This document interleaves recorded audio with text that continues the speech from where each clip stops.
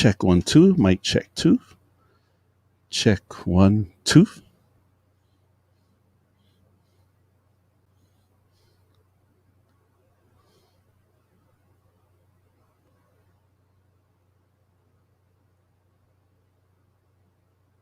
Check 1, check 2. Test. And we're live.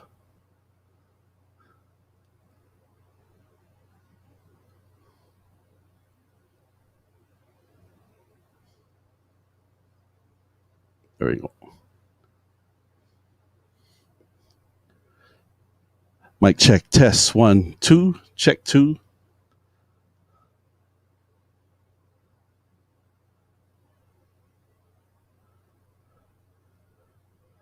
Check 1.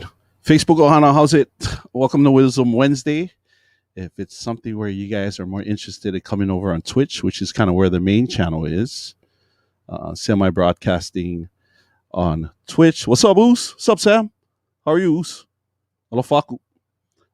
So we're not just on Facebook, we're also on YouTube, but the main channel is Twitch. And so go ahead and make that switch to Twitch. Thanks, Oos. Appreciate it. I love it. Kuha'o, what's up, Kuha'o? Michelle, I see you, sis. Happy Aloha Wisdom Wednesday. Thanks for being here. I appreciate you guys. Thank you so much. We got our brother DeeJay Technique, the dopest DJ in Hawaii. I'm going to say that right now. I'm going to just call it as I see it. And then we got one of the dopest DJs out in Vegas. That's DJ BStang. So Princess Leohono is here. Love you, choke, sis. How are you? Happy Aloha Wisdom Wednesday. Again, Jody, I see you, Jody. Welcome back. It's weird doing like a 2-a-day set and to see you guys all over again. Like, that's crazy. So mahalo nui, you guys, for coming back. I appreciate it. So our Facebook Ohana, how's it? Make that switch to Twitch. The link's in the comments. Come on over. It's free. You don't have to download anything unless you want to. Rick Iwamoto, I see you, Rick. How's it? Happy Aloha Wisdom Wednesday. I see you. Mahalo, Jody, for being here. Awesome lineup. There's two brothers, super dope. Awesome at what they do. All the way from Germany. He's going to be on Wisdom Wednesday back again. And we're going to do a special stream with our brother all the way from Germany, Born Fono. How are you, bro? Good to see you. Darren 808. How are you, brother Darren? Good to see you.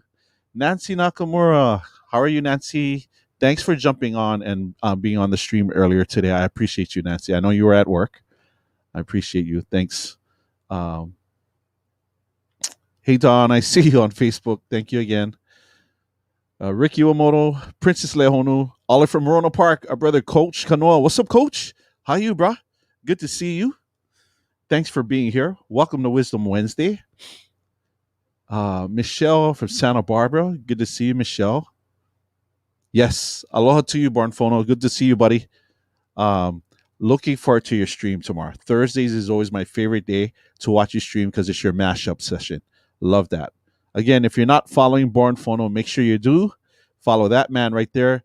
Make sure you're following our brother DeeJay Technique. 1, 2, 3 in the place to be. DJ BStang from the 702. Of course, BStang recently made partner just a couple months ago. So we'll definitely talk about that too as well. And so good to see you guys. Thank you. I appreciate your presence. I appreciate all of you being here. We're going to kind of wait till the room kind of fills up, and then we'll bring over our first guest. We'll bring over our brother DeeJay Technique and stuff. And so really, really quick. Who's that? Dr. Puff is here. It's Miss Mai to you. Miss Mai, how are you? Born Fono was taking a break right now for about a week. Got it. Not a problem. Not a problem. So I guess I have to wait a week for you to come back. Okay, cool. Right on. Yes. Oh, Coach Kanoa, where are you graduating from? Is it college graduate? Is that what it is, Coach? Dang, congratulations, Coach Kanoa. Born Fono, looking forward to you streaming all over again. So thank you so much. Again, good to see you guys. Welcome. Welcome to the mods. It's Miss Mai to you. Welcome to you. Nancy Nakamura, Dr. Puff, Michelle, Darren808. Thank you so much, guys. Jody, I see you, Jody. Let's see. Sorry. So again, I'm streaming as normal every week, on Facebook, on YouTube, as well as, of course, obviously Twitch. Um, Coach Kono, you're a senior. I thought, wow, I didn't know that, Coach. I didn't know that.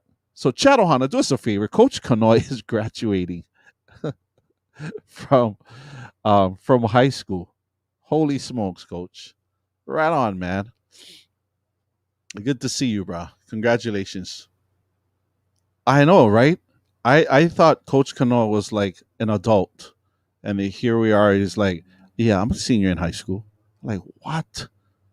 How crazy? Yeah. Soul Rays is in the house. Soul Rays, how are you? Happy Aloha Wisdom Wednesday. Thanks for being here. I appreciate you so much.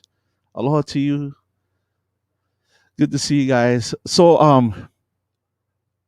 I decided to stream this afternoon and do a set and just kind of to test the waters. And so the idea, I'm just letting you know right now, to give a chance for those that normally can't catch my stream, the normal 5 to 7 p.m. Hawaii Standard Time.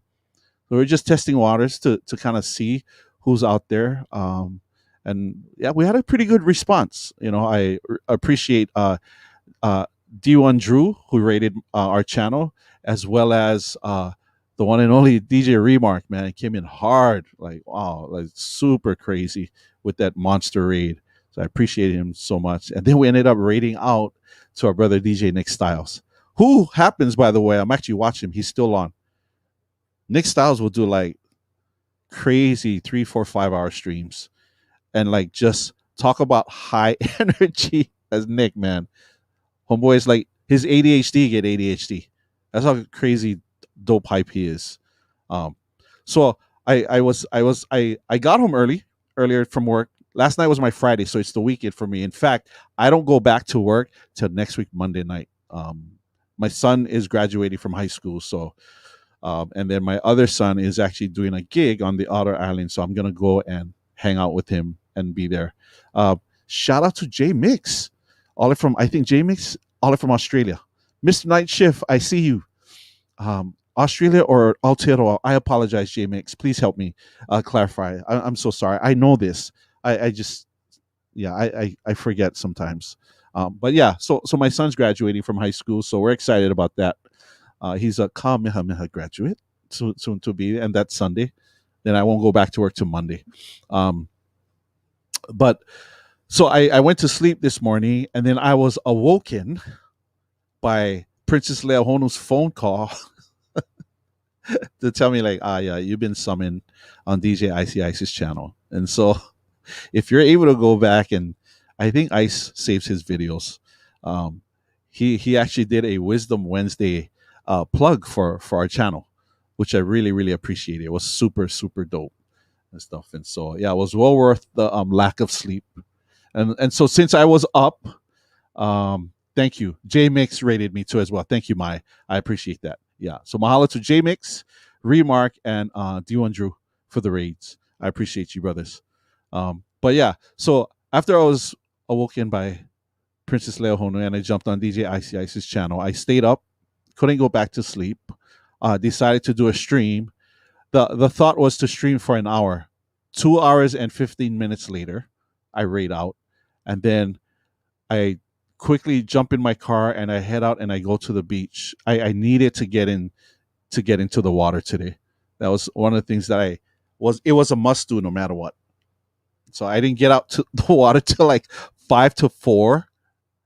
Rushed all the way back home, jumped in a shower, jumped on stream, tested with DeeJayy Technique, and here we are, right here. And then I have a meeting right after this at 7:30 with the bridal couple that's inquiring for their wedding that's coming up.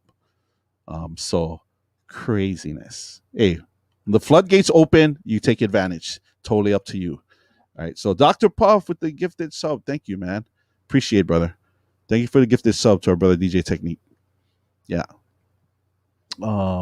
Let's see how we doing. I'm gonna wait. I'm gonna give just a few more minutes, and then we'll start, and then we'll start with the interview. So appreciate you, man. Thank you so much. There she is, our sister right there, Mariri T. Make sure you're following her, and then her awesome husband, DJ Theo Tabora. By the way, DJ Theo Tabora is celebrating his 3,000 follower celebration tonight. So we're actually going to raid into his channel and send some love and support to brother Theo and for Marie T too as well. So thank you so much. Appreciate you guys. Lila Figure Fresh is here. Hey, Lila. Thanks for being here. Appreciate you so much. Thanks, guys. So I'm just checking. Christy Yamashita. Thank you, Christy. And that's the Facebook Ohana out there. Hey, Christy, how are you? Thank you so much. I appreciate that. Mahalo nui. Thank you. Yeah. Kyoki, what's up, brother Kyokes? How are you, bro? Good to see you. Thanks for being here. Shout out to all the mods. Lila's here. Minute is here. Princess Lehono is here. Shout out to Dr. Puff. He's here. And Maya Makalea is here. Thank you, Maya. Love you guys, Chokes. Thanks for your support always and being here. Again, shout out to Marie T. Thank you so much, sis. You know what? Let's just bring brother in and let's just start this because I know people will just start trickling in. So before Twitch, I've always heard of DeeJayy Technique.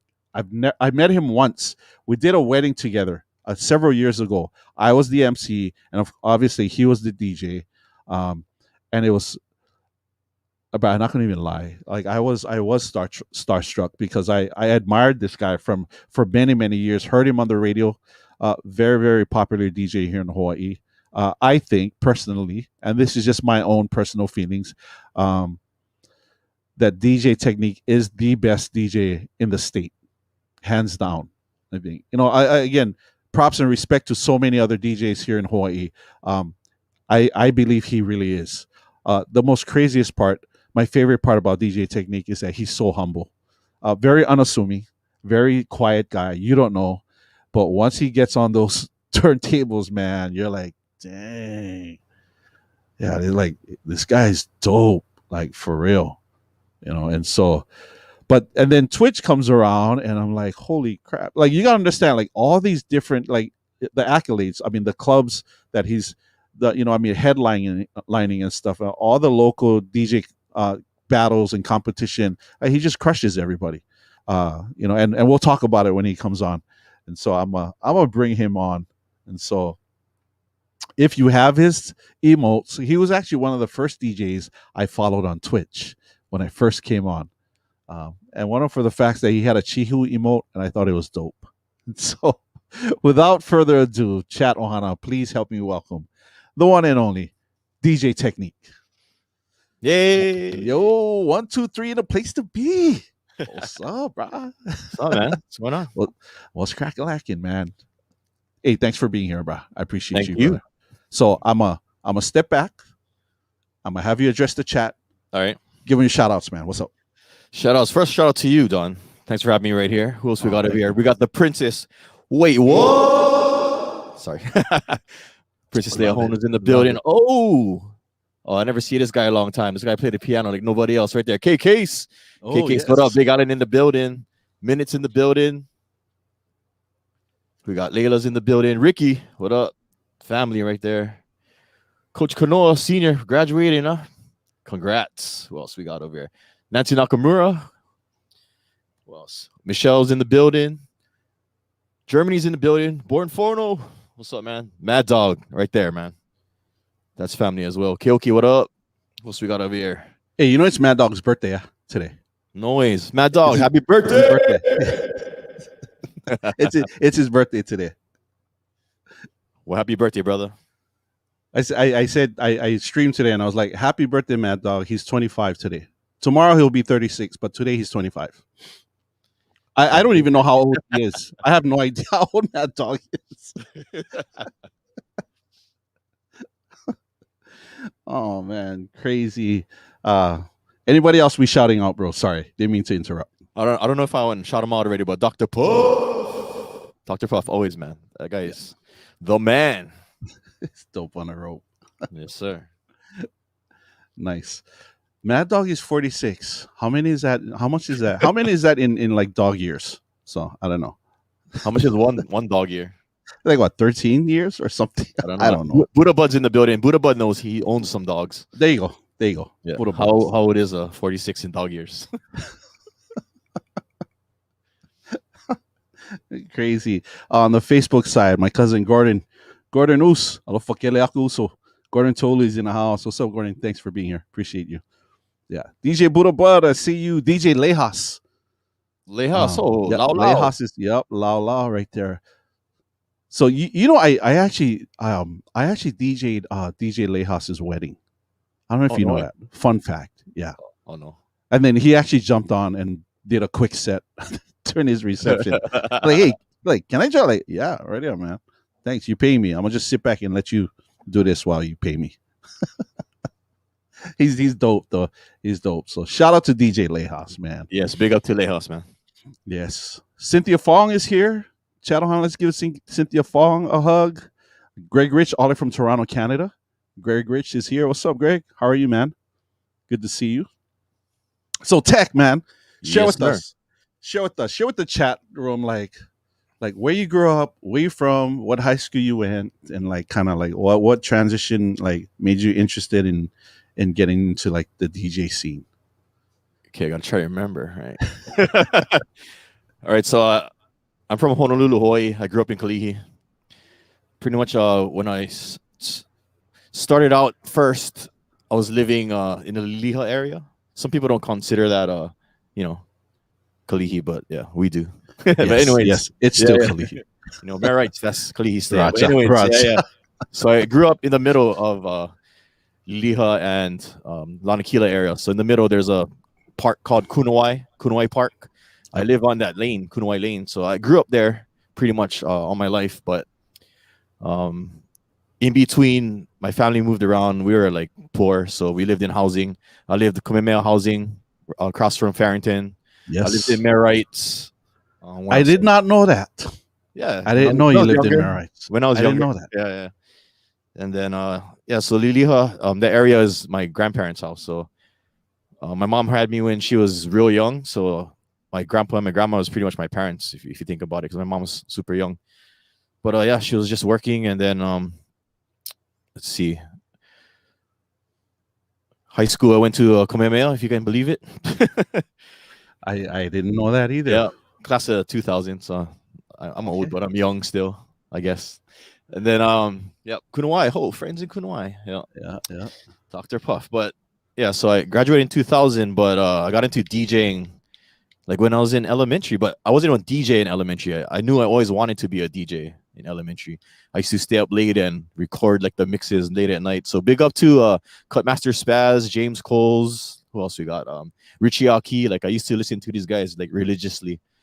Nice. And didn't James Coles just do like a Silly's reunion or something like that? Yeah, he did that, and then he did like his 54th birthday recently too. So happy birthday to James Coles. Yeah. Awesome, man. That's dope. Yeah, so I pretty much just stumbled on like mixes. You know, when you're young, you gotta sleep certain time. Yeah, your mom didn't know like you stay up too late. But I just left the radio on, and then I heard mixing. Like I heard two songs blending to each other, and they never stop. And then I heard like a remix of a song, like a version I never heard before. You know. And then in the nighttime, they would just play like songs that's not even in the regular rotation, right? Yeah. So that's how like I knew all the stuff from like the 70s and like what else? 70s, early 80s, because this was like the 90s when I was listening to them, right? So yeah, they would still play all that 70s and 80s stuff. So that's how I know all that stuff. And everybody's like, "Oh, how you know this stuff? You wasn't even born." I was like, "Yeah, because they used to play them on the radio, religiously, you know." So yeah, I pretty much just kept recording them, and like I always thought the guy talking on the radio was the guy playing the music or being the DJ. Right. So I always thought like, oh man, when I grow up, I gotta learn how to talk on the radio. So I used to practice, bro. I used to get like I had one, those dual cassette players, the one you can record one side and then dub the other side. So I had that, and I had another one on the side for play the music. So I used to hit record, to get the microphone. I go, I used to, so I was going by, yo, what's up, man? This is DJ T or whatever, yeah.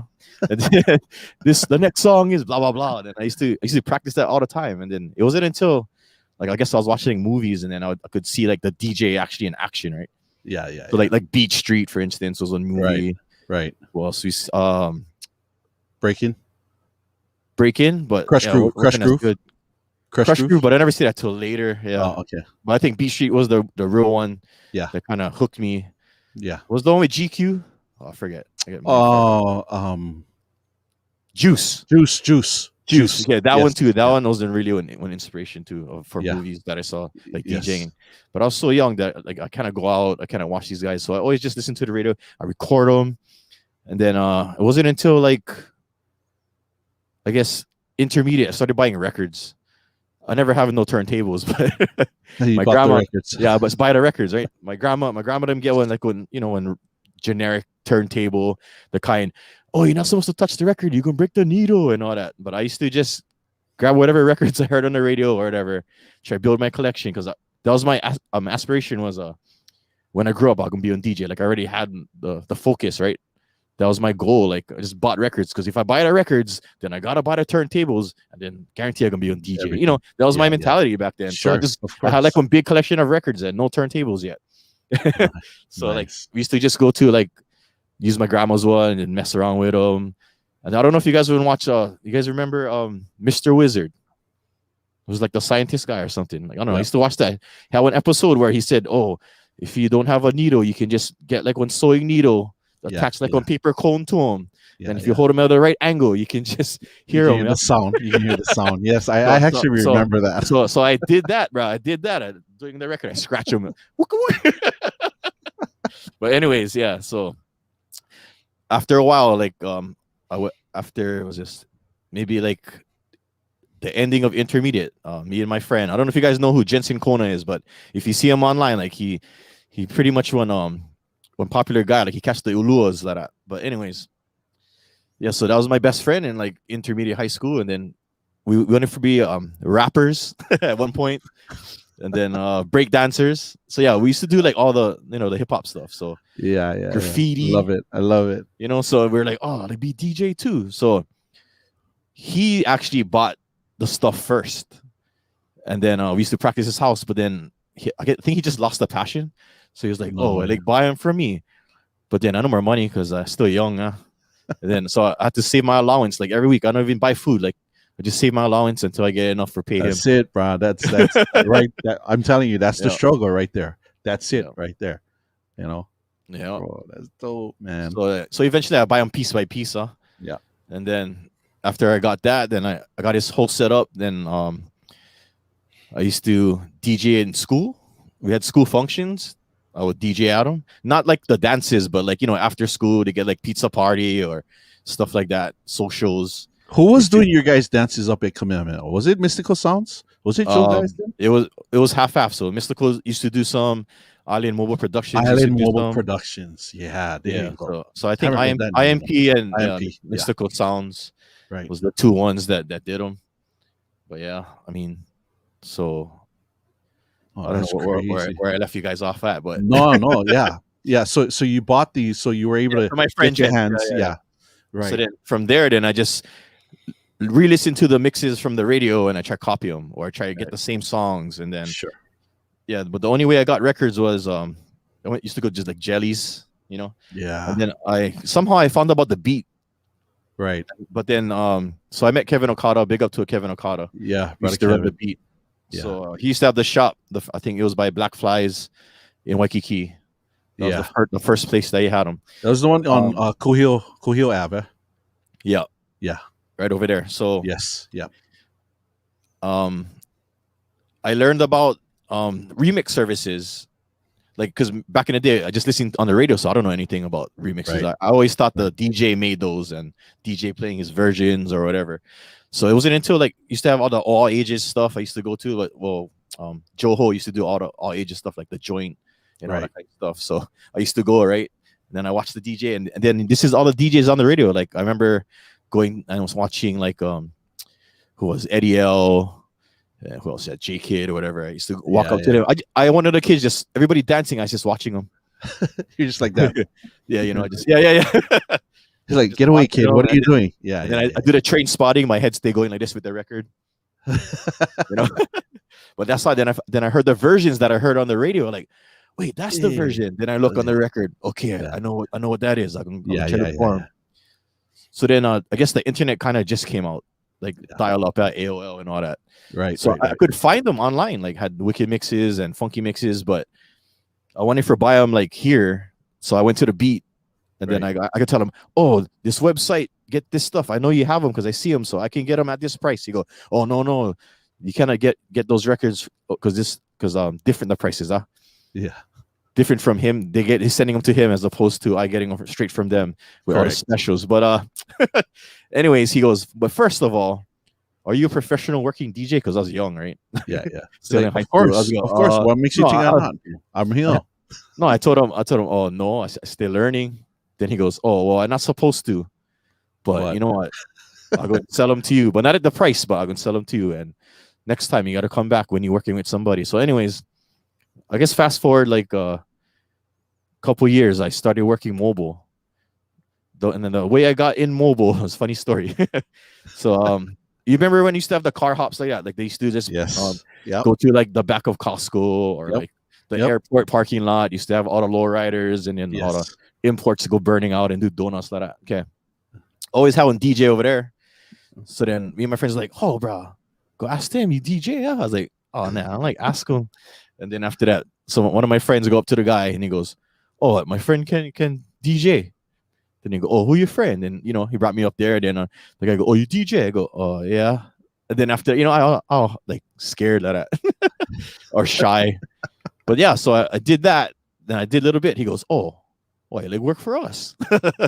So I guess I want to impress him. But that was this guy, Philip. And then the mobile company was Audio Zone. So no way. Wilson and Wilson. Shannon. Yeah, Wilson. Yeah. But Wilson's in what? He's in Arizona now, right? Yeah, he'll move. I thought he went, Arizona or Vegas or something. Vegas, one of those two. Yeah. So I used to, so I started doing gigs for them. And then eventually Philip broke off from Audio Zone. He started Audio Fantasy. So that was like an offshoot. So me and him was doing stuff together. And then I see. So all the car things, like the car hops and all that, I used to do them with him. And then what happened? So I was doing mobiles for a little while, and then trying to fast forward, trying to think where I went after that. Oh, and then I-94 how when DJ Battle, Joe Hodem was doing them, obviously. Yeah. The joint, it was like I-94 mixed master battle. I was like, I think I'm good enough for interim battle. So it was pretty much on live broadcast, and then you doing the battle. Of course, you kind of play swearing, but yeah. So I think James Cools was the judge. James Cools and Jimmy Taco, and I think DJ Rec, who was part of Joho's crew too. Yeah. So I ended up winning that, and then what I won was that. Do you remember who was in that competition? Like who you battled against? So it's just me, my other friend from high school, and then this guy Austin, DJ Flip Trick. I don't know if you remember who that is, but I know he moved away, and then he came back. But yeah, I think he stopped DJing. But yeah, it was us three, and then I ended up winning that one. And then the prize was you get to be on Hit Mixer on the radio, or potentially you get to be one or whatever. So nice. I had to turn in one demo. So back then we didn't get cassette tape. So cassette tape. So I tried to do my best set, and I guess wasn't good enough. I'd call the station during the mix show. I go, oh, can speak to Jimmy Taco, because I gave Jimmy Taco the mix, right? Yeah. But they would never call me back or whatever. So I said, you know what? Never mind then. So I just stopped that. And then the bomb came around. So that was I-94, the station everybody wanted for Beyond back then. Right. But then you fast forward to 2000. That's when the bomb came. And then they were looking for interns. I was like, I was going to intern then. So I was interning, but at the same time, I was going to college for communications, because I thought if I get one communications degree, I get an easier time for being on DJ or getting to the radio station. But anyways, so I was doing that, and I was being intern at the bomb, and then I was doing events with Philip for the mobile stuff, and then we started going out clubs because I was older now, and then I met these new promoters. They're like, oh, you know what? We're new promoters, like through friends. We're gonna start doing events. And I was like, oh, you guys get DJs? They go, oh no, not yet. I go, oh, I DJ. Are you guys looking for any? And then so I just made a demo, gave it to them, right? And then they said, oh, they liked it. Oh, shit. Is it on? Yeah. They said they liked it, and then I was on their crew. So the crew was called Late Night Productions, and then I don't know if anybody remembers raves back then, but they did a rave on the Falls of Clyde Boat. Oh no way! Yeah, at a right low on tower. Yes. Yeah. Yeah, and then so from there, now I branched off from mobile, right? I'm in like night scene or whatever. So I'm doing stuff with them, and then through them I met Kaizo Speed Gear, and Kaizo was kind of one of the bigger up and coming promoters. So I had to audition to them to get into their club to do a set. So I did that. So I had to audition for, I don't know if you know who DeeJay PSI is. Okay. Yes. But PSI, he goes by DJ Kai now, but so I got into there. I had to audition for him, and then I got the spot. So from there, I started networking, and then I meet different DJs in the nightclub scene. And then, pretty much spiraled. Like, you do a gig, you go to the next one, then new promoters see you, then, oh, you want to play for me? And then, kind of, so to fast forward that, like, that through nightclub, I met different promoters from different scenes, rave, underground hip hop, the nightclub scene, bars and stuff like that. So, I would meet different promoters and all that. So I just kept building the connections and networking pretty much. And then the radio came in after. So I was at the Bomb interning. I eventually got into Venus nightclub as a resident because I was doing rave stuff at house. I was playing house at World Cafe, and then the promoter, which was Richie Aki, he was promoting at World Cafe, and he's like, "Oh, you know what? I'm at Venus. I wanted to see if you wanted to be a resident with us over there." And I was like, "Whoa, that's Richie Aki telling me that, Yeah. So like that's a big deal. I haven't heard that name in a minute. Yeah. Maybe he's in the chat. BStang, what up? But so Richie Aki asked me to go spin with him at Venus.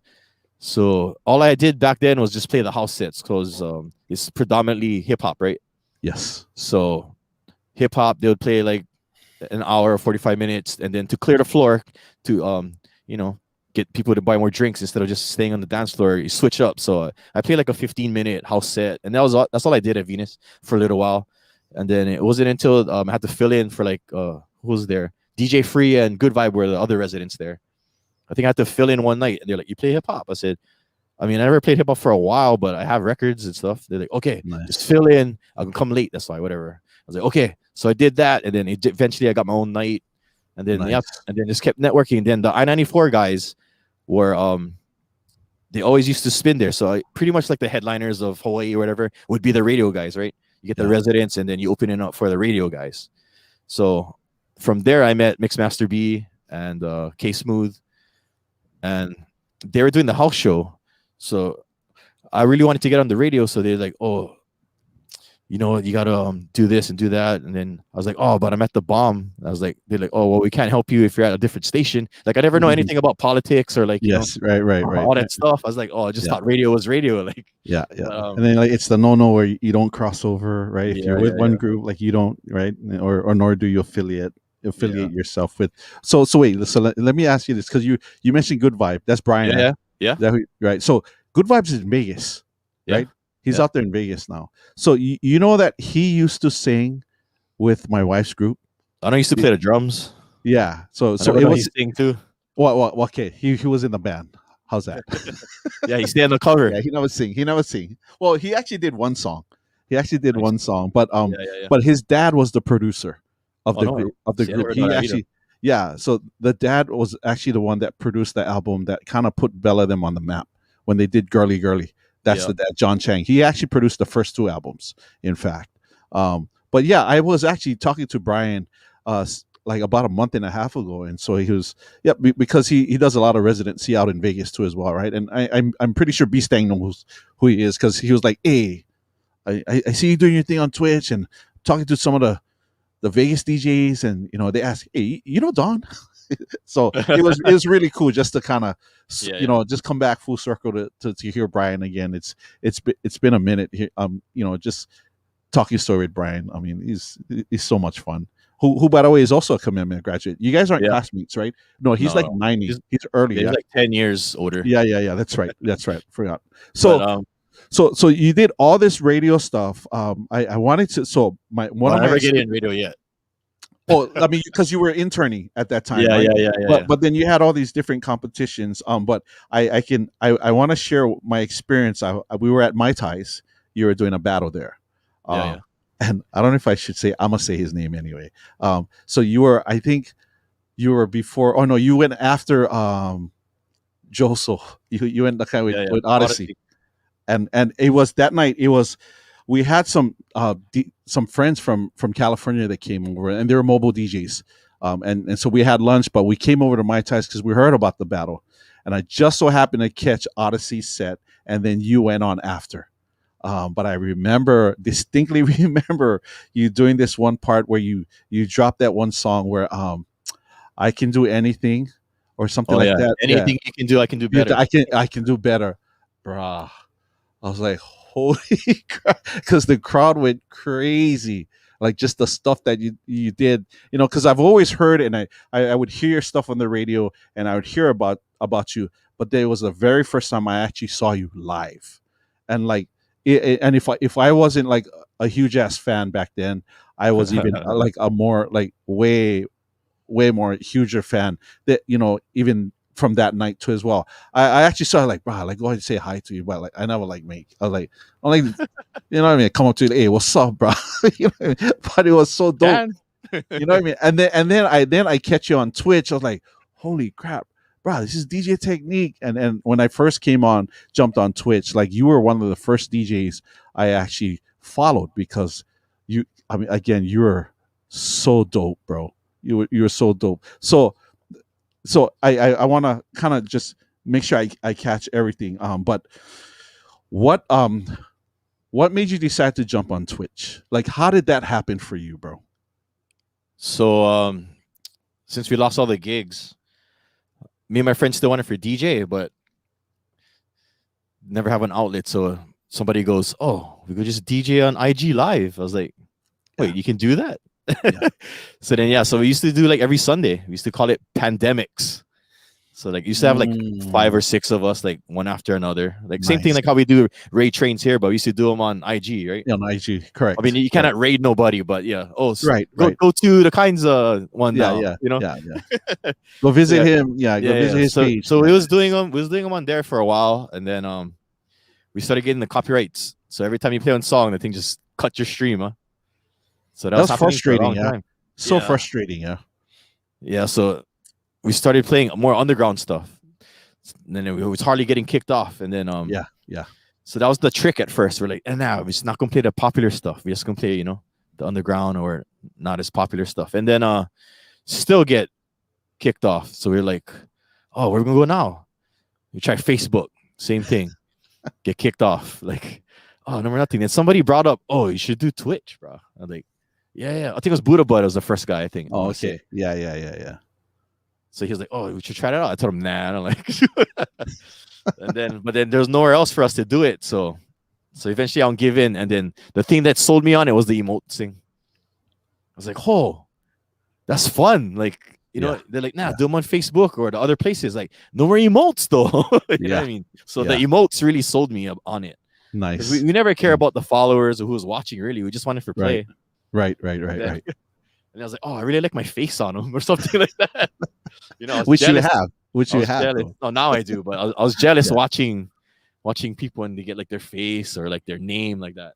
Right. So it was pretty much that sold me on them first. But the second thing that was kind of junk was like all the people that we was doing the streams with before never they don't sign up, or lazy, and like, oh, come on, let's do it. Let's keep it moving. But yeah, plenty of them just stopped.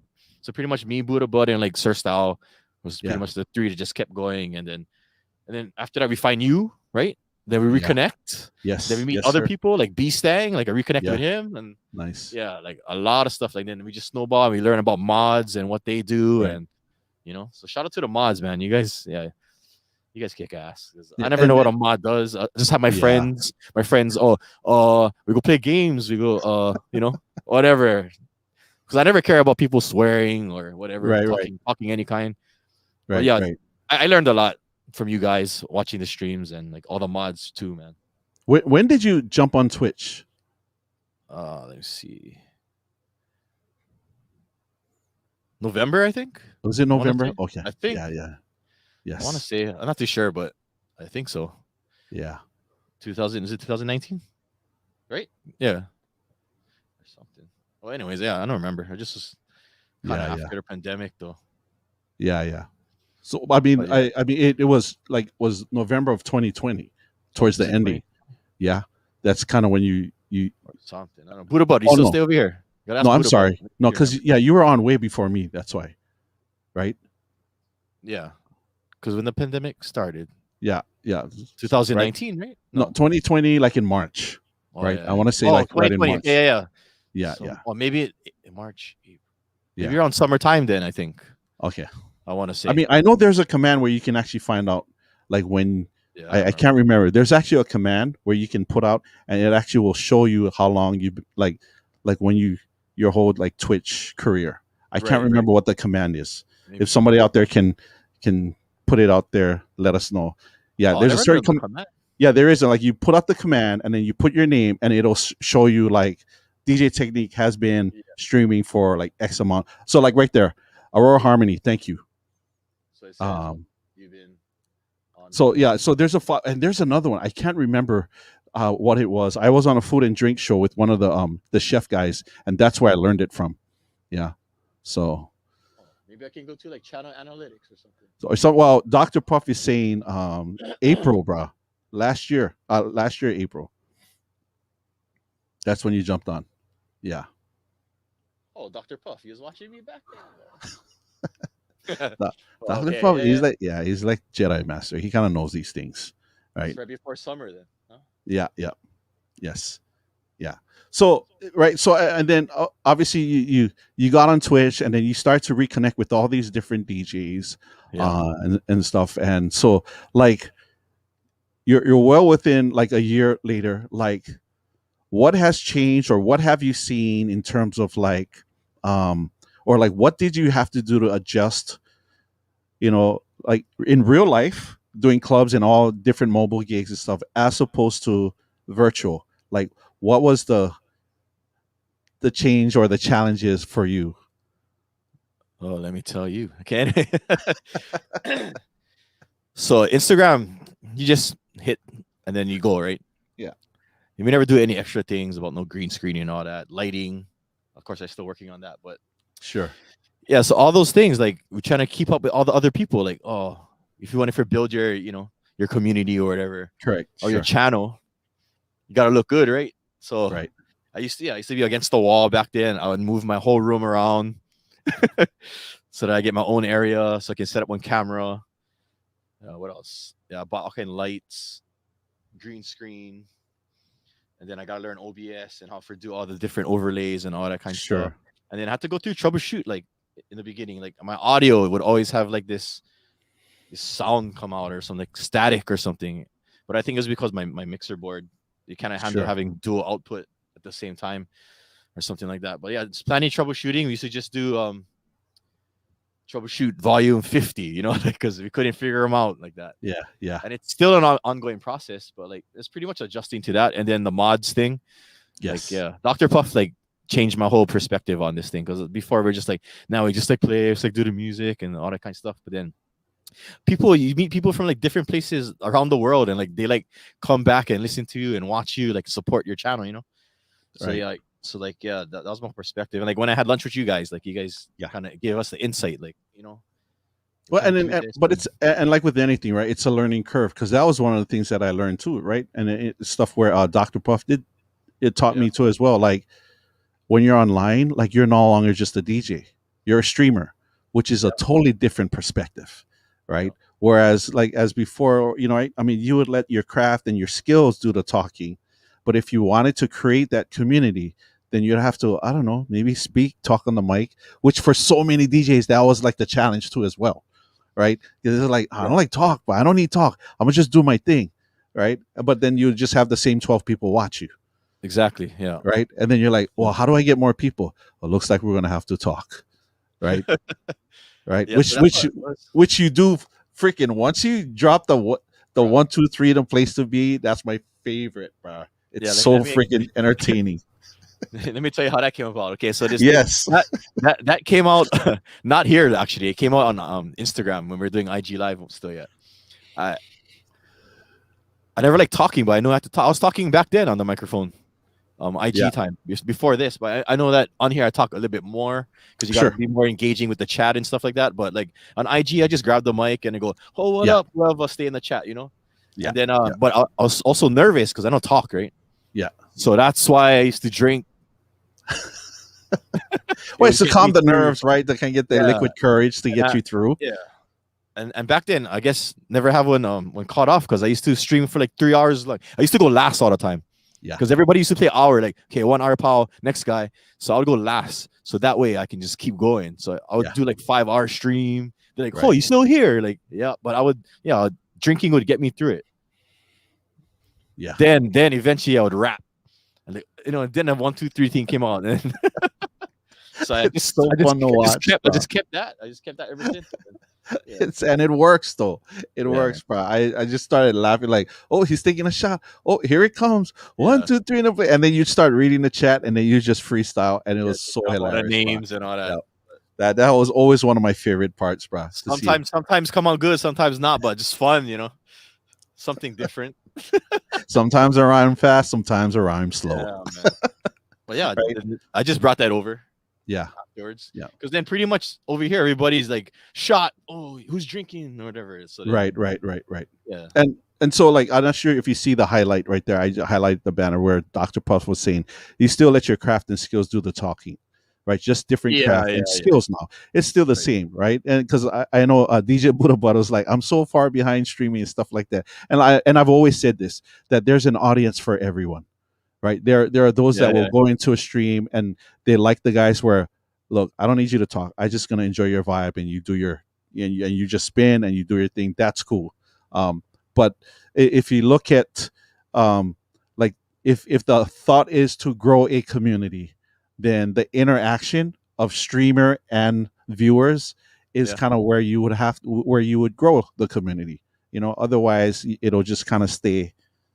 Again, if you're happy where you're at, awesome. But if the thought process is to grow a community, then just minor adjustments, which is you're gonna have to get on the mic and start talking to people, right? So that's and it's again, it's been a learning curve for a lot of DJs. Just them getting on the mic because they're very uncomfortable. You see them now a year later, like now they cannot shut up, right? Which is a great skill to have because it's one of those things where you use. Yeah, I just feel very, very fortunate that I already was very comfortable on the mic prior to me jumping on Twitch because I MC weddings.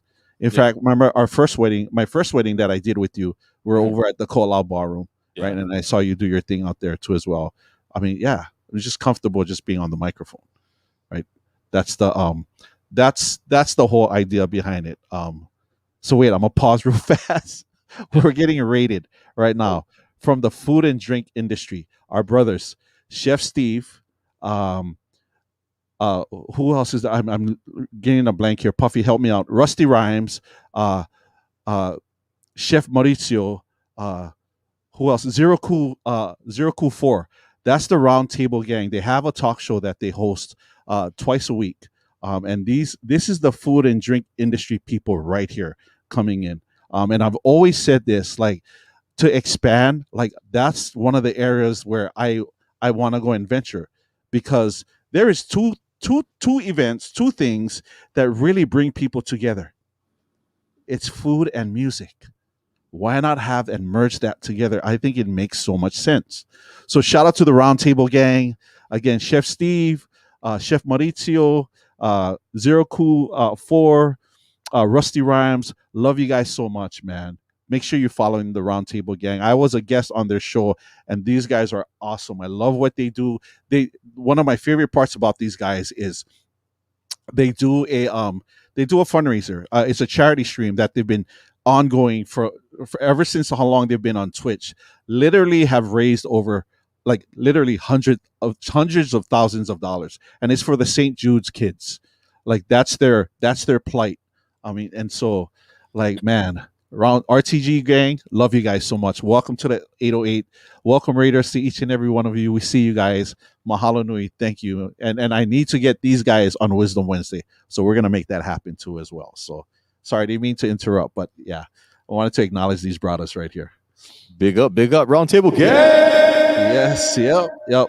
Hey, bro, they're dope, bro. Like you see them cooking, and I'm like, man, if I drop this song right here, this would be dope. This would fit this, right? And they go into the main chorus. So like, bro, what if I drop this song right here? Like, how would that look? And it's very interactive. I love what they do, and each of them have their own style, on their channel, on their perspective channels. So really, really awesome guys, man. Really awesome, and their community dope too as well. Very giving, very plenty aloha. Love those guys. Yeah. Right. So let me ask you this, Tech. What is DeeJayy Technique's goal like for your channel? Like, is the thought right? Because many guys like, hey, I want to make partner. Yeah. Right. Yeah. Like. So, what is the goal for you, bro? I just like build with the people that I meet, because Nice. eventually I can meet them in person. Yeah. Because like I said earlier, like we meet people from all around the world. Like we met people and connected with people from South Africa. And we used to do raid stuff with them, and like, bro, we would never met these people if we wasn't doing streams on here, Yes. Like that. Even like all the mods and stuff. Like I never know. Like I thought everybody's from Hawaii, but some are, but not from here. Some mainland, and or used to be from Hawaii. Yep. So like so we can kind of relate still. But then eventually we can be traveling and we can meet each other out there. I mean, just building, networking with people, pretty much. Absolutely. Yeah, I'm not trying to go for partner. If it happens, it happens, kind of thing. But right. Right. But then I get still time, because in real life stuff coming back. So absolutely. Well, and that's pretty much, and that's one of the reasons why I asked you, bro, because I want to help you build that community. Right. It'd be my honor, and I will do everything I can to help you build that community, which you sorely deserve. I want people to know and see how dope DeeJayy Technique is. Like, there's a reason why you're one of my favorite DJs, like for real. Like, I would say that even if you're not here. I say that very often, in fact. And I'm not saying that because you're here, but yeah, really. You really are, bro. And you deserve the accolades that you should have, because you're so good, bro. For real. Right, thank you. No, and you're super humble, but once you start drinking and you got the 1, 2, 3 and a pace to beat. Dope on a rope, bro. Dope on a rope. What would be your advice to like a brand new DJ that wants to stream on Twitch? What would your advice be for that person? On stream, just first of all, know why you're going to be streaming first, right? Because if you're just trying to look for be popular, I don't know, I'm not going to throw you the ropes, but yeah, I mean, it's a place for build community and like show your craft to like the world. This is a worldwide platform. It's not like your friends. Anybody can go check you out. You can be on like the main page and you wouldn't even know. I see a couple of people on the main page like, what? I'm on the main page. Yeah. So yeah, you never know. And like that's how people find you. Like they search for like the keywords or like comment stuff and like, oh, okay, let me see what this guy's about. Where are you coming from? I'm from the UK. Like what? Yeah. So nice. So it goes back to you never know who's watching. Absolutely. So yeah. Amen to that. Amen to that. Yeah, and let me I'm gonna share a really funny story about exactly like what you said. So the Roundtable Gang, there's one of the guys, Chef Maurizio. He's Italian, but he lives in Australia. So my oldest boy, Noah, right? He streams and he plays music. Small following. He just made affiliate, I want to say maybe 2-3 weeks ago or even sooner, right? But this was before he made affiliate, and he's just starting his stream, and he streams normally at a later time in the evening, right? But I want to say let's just a small handful of people are in there, right? I think Puffy was there, Princess was there, Maya was there, small 10, 11 people, and he's just singing. He loves it, and he's about to leave, and Chef Mauricio jumps on. I don't know how he found my son, and he was like, "Hey, I like what you do." He says, "I just want to let you know, I'm gonna be on the front page of Twitch Australia tomorrow. Can you do what you do right now, and can you do that on my channel tomorrow?" And of course, Noah's like, yeah, sure. He has no idea what he's doing, but he sees the opportunity, and it works for both sides, And again, mahalo kia kua, like thank the stars and the planets aligned, and so Noah jumps in, and I don't think he knew what he was walking into. So we set everything up. He's on StreamYard, and he's online with Chef, and then we're watching the numbers, and he starts off and so Chef Mauricio is a partner, by the way. So is Chef Steve. But and so he's doing his stuff, and then we're watching, like, oh, okay, 50, okay, and then he goes up to like 100, boom, and then all of a sudden, I'm not sure what happens, and I think from his page they transition into the front page of Twitch, because he says something like, oh, it's happening, and then the next number you see viewership in terms of viewership was like 700-800. So my son, who's not even affiliate, been on Twitch for like less than 3 weeks, is now playing in front of 700 plus people. Yeah, exactly. That's what you're talking about. Yeah. Right? Because you never know who's watching. You never know, man. Yeah. I love that. That's such a great advice. Yeah. I wish I had that earlier when I started. No. But that made so much sense. Right? Yeah. Yeah. It made so much sense. Yeah. Wow, that's dope.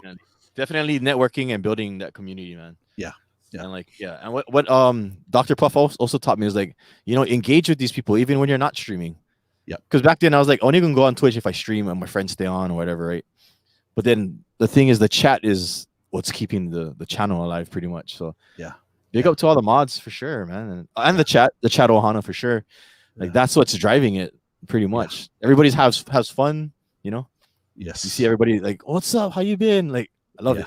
Yeah, it's way different. That's a totally different experience for me. But yeah, I'm slowly like getting used to it. Yeah. That's one thing. Like, just Twitch is different. I'll tell you that much. It's very different. You know, and as a streamer, you just gotta have a different set of sunglasses in terms of looking. If the idea is to grow your community, right? And I've always said this too as well, is that your craft and your skill and like the music is what will bring them into your channel. Your personality of who you are will keep them there. That's why they come back. They come back for you, right? That's why they leave, because of you. Yeah, it works. It works both ways. It works both ways. Yeah. So again, yeah, man. Tech, man, like you're so super dope, bro. Yeah, that's why we got to get you on a feature Friday and get you out there and like showcase like what you do, bro, for real, because you're so good. I try, bro. Thank you. You don't try, you do. So one last question, bro. Okay. Favorite quote, any sayings, any words you live by? So when I first started, back to DeeJay PSI, right? So that was pretty much one of the guys like I kind of looked up to. I mean, I still do, but like back in the day when I was trying to like earn my stripes. So this is a quote that he had back then. It was from I guess a famous playwright from back in the day, Wilson Misner. It's be nice to people on your way up because you'll meet them on your way down. And like, yeah. So back to, you never know who's watching and all that stuff. That's like this is not just for DJing. This is like for anything, That's anything in life, man. So like, it. Yeah, such a great quote. Because you never know. Hano that. One more time, bro. Yeah. Be nice to people on your way up because you'll meet them on your way down. Yeah. So that's so true, bro. That's so true. So I'm not sure if you saw so before I got home, I actually posted my Wisdom Wednesday quote for Facebook and IG. My quote was this: be careful of who you trust. Salt and sugar looks the same. Right. Yeah. Yeah. Yeah. So yeah, and such is life, right? You can go out, you're gonna do your things, and things are gonna happen. But yeah, what do you do with it, right? Yeah, love it. Makes so much sense, bro. Yeah, it does. Man, bro, thank you so much, bro. I appreciate you, bro. Like I appreciate you, man. Thanks I for appreciate you, bro. Yeah, and we got to collab soon, like very soon, and we'll put some things together. But let me turn the chat back over to you. You do your final shout outs, and then I'll move on. We'll bring our brother from Vegas in. Okay, let's see who else we got in here. Shao Lim's in the building. Oh, BStang. BStang's up next. Flip the beats. Also we got to say, KK, so what up? Minute, what up? Big up to the mods, man. Big up to my mods. Yes, of course, Princess Leo Honu.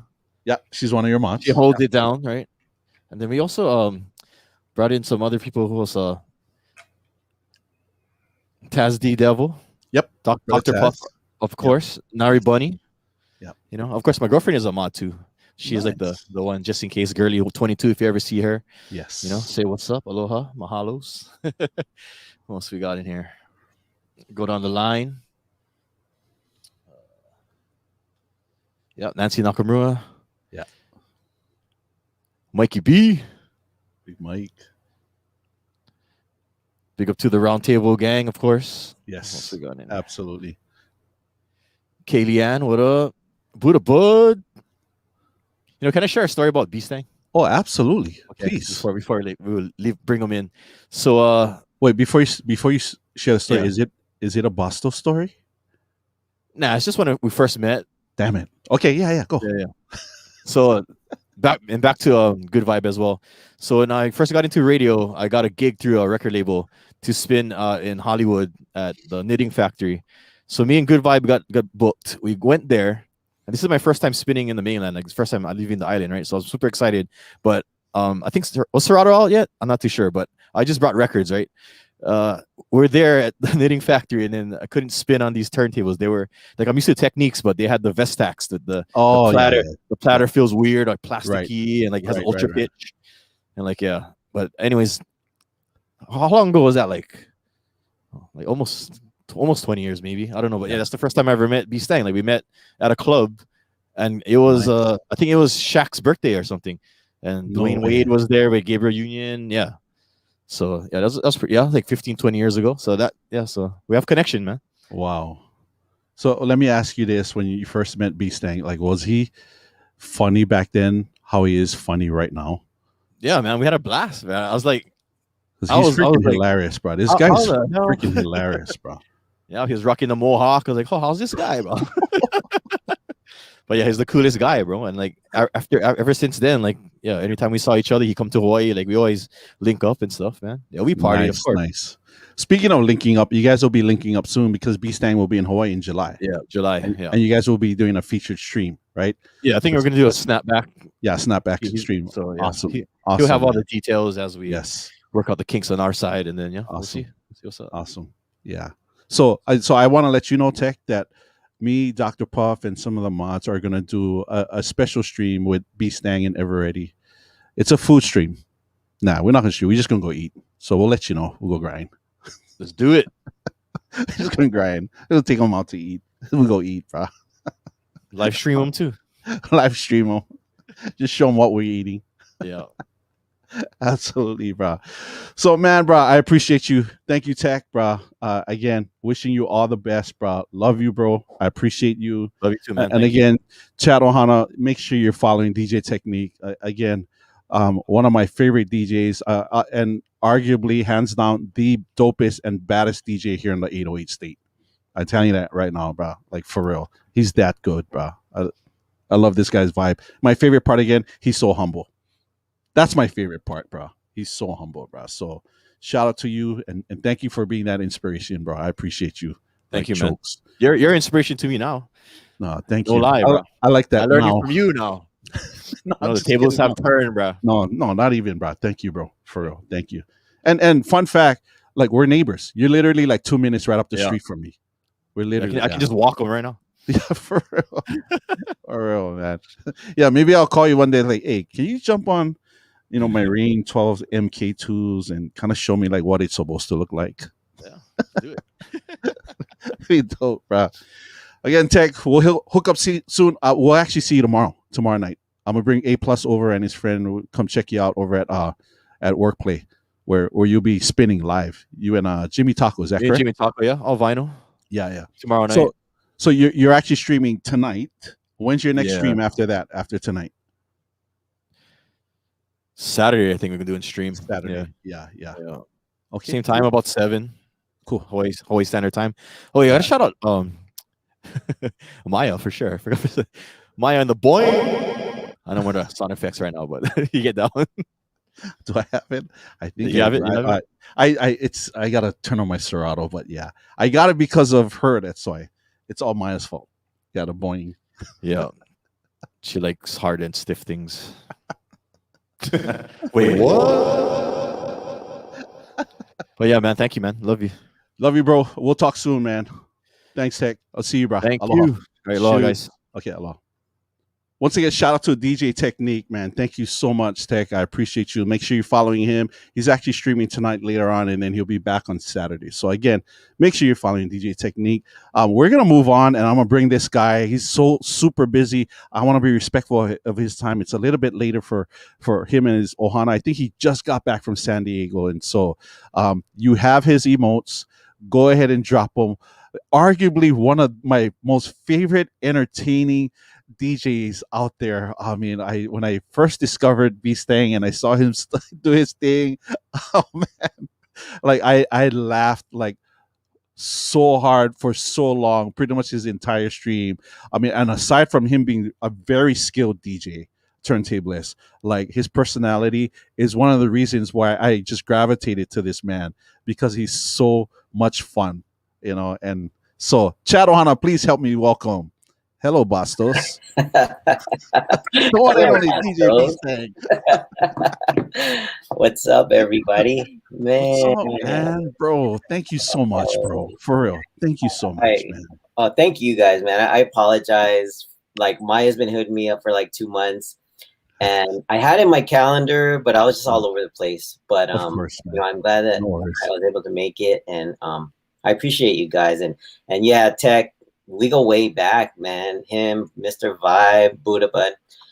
We've known each other for almost 15, maybe 20 years. And that's crazy. I love that we keep in touch still. You know what I mean? And the Hawaii family just keeps growing. Nice. You know? Shout out to everybody in the chat. I see everybody, Maya, Lila, Janice, EJ, Catch Up Show up in here. Xiao Lim. Damn. This is exciting. Now Tech told me he's nervous. I'm nervous now. What are you talking about, man? We're just talking story, brother. We're just talking story, man. Yeah. Oh man. Should we? I think I'm gonna have a drink. Yeah, take a drink, man. I'm gonna take a shot. Go ahead, take a shot, and I'm gonna toast to you, man. Your cup's red too, bro. Right on. Cheers to you. Or in Hawaii, we yell, cheers. Cheers, Marie. Okay.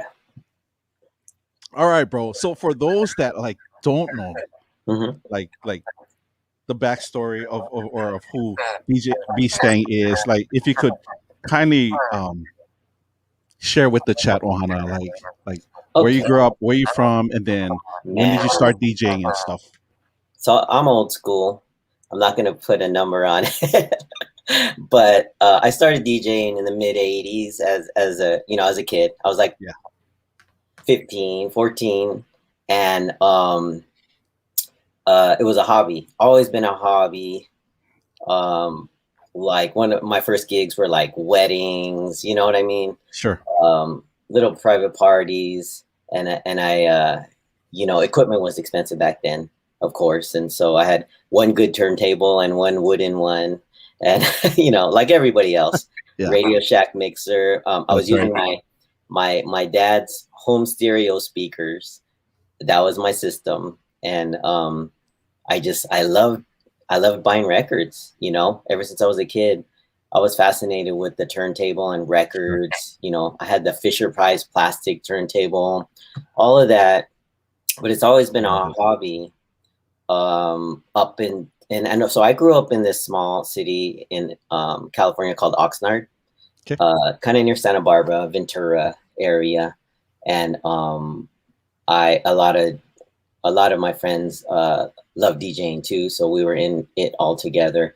A lot of like our older brothers owned DJ equipment, and so we would wait till they went out, and as soon as they left the room, we went in their room and just started practicing, because we weren't really allowed to mess with it. But if they left the house, we just got on and we would practice while they were gone and use all their stuff, and they had all the good records and all that. And so it had been a hobby of mine all the way up until 2005. I had been working a corporate job I was working for Disney Interactive, I was No way. testing video games for Disney. No way. Yeah, but it wasn't my, you know, it just fell in my lap. Like a friend hit me up. I had just graduated from CSUN back in like 95, 94, 95. And I was actually a radio, television, and broadcasting major. So wow. I graduated under that, but I got offered a job to work for Disney, and I worked with like DeeJay, he's in here. I worked with him and a couple other friends, and we were testing video games. It was, you know, it seemed like the coolest job, but these are like kids games, you know what I mean? Sure. Like Yeah. learning games. So they were, you know, they were okay. They took care of us there.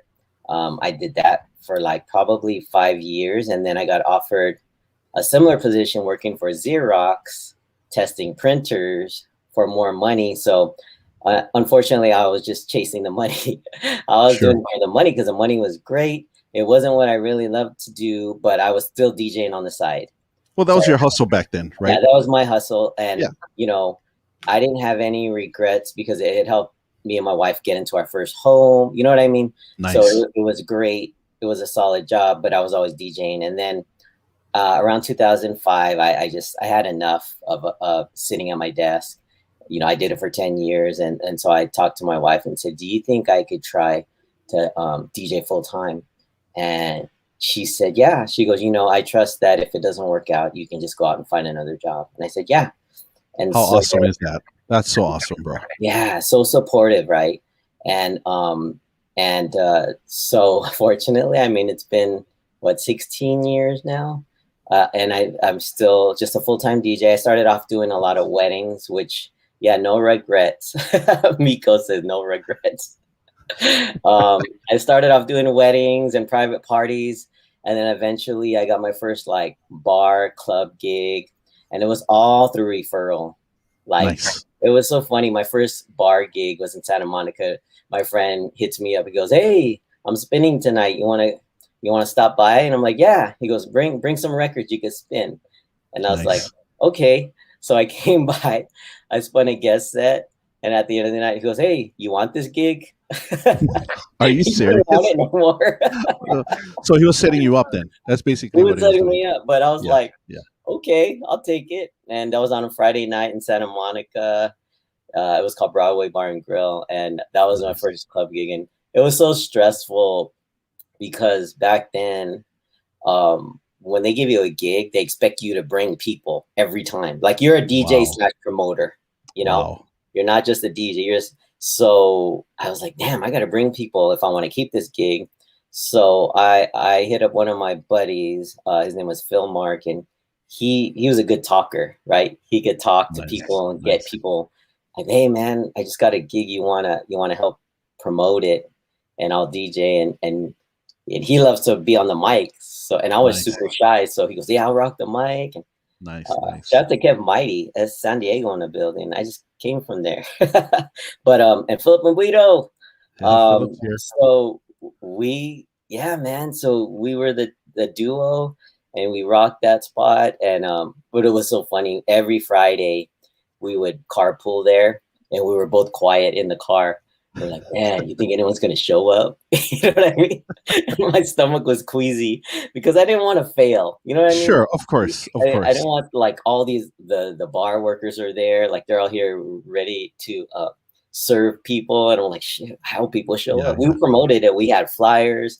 We were handing out flyers, and like DeeJay was there. He knows. That's the grind, right?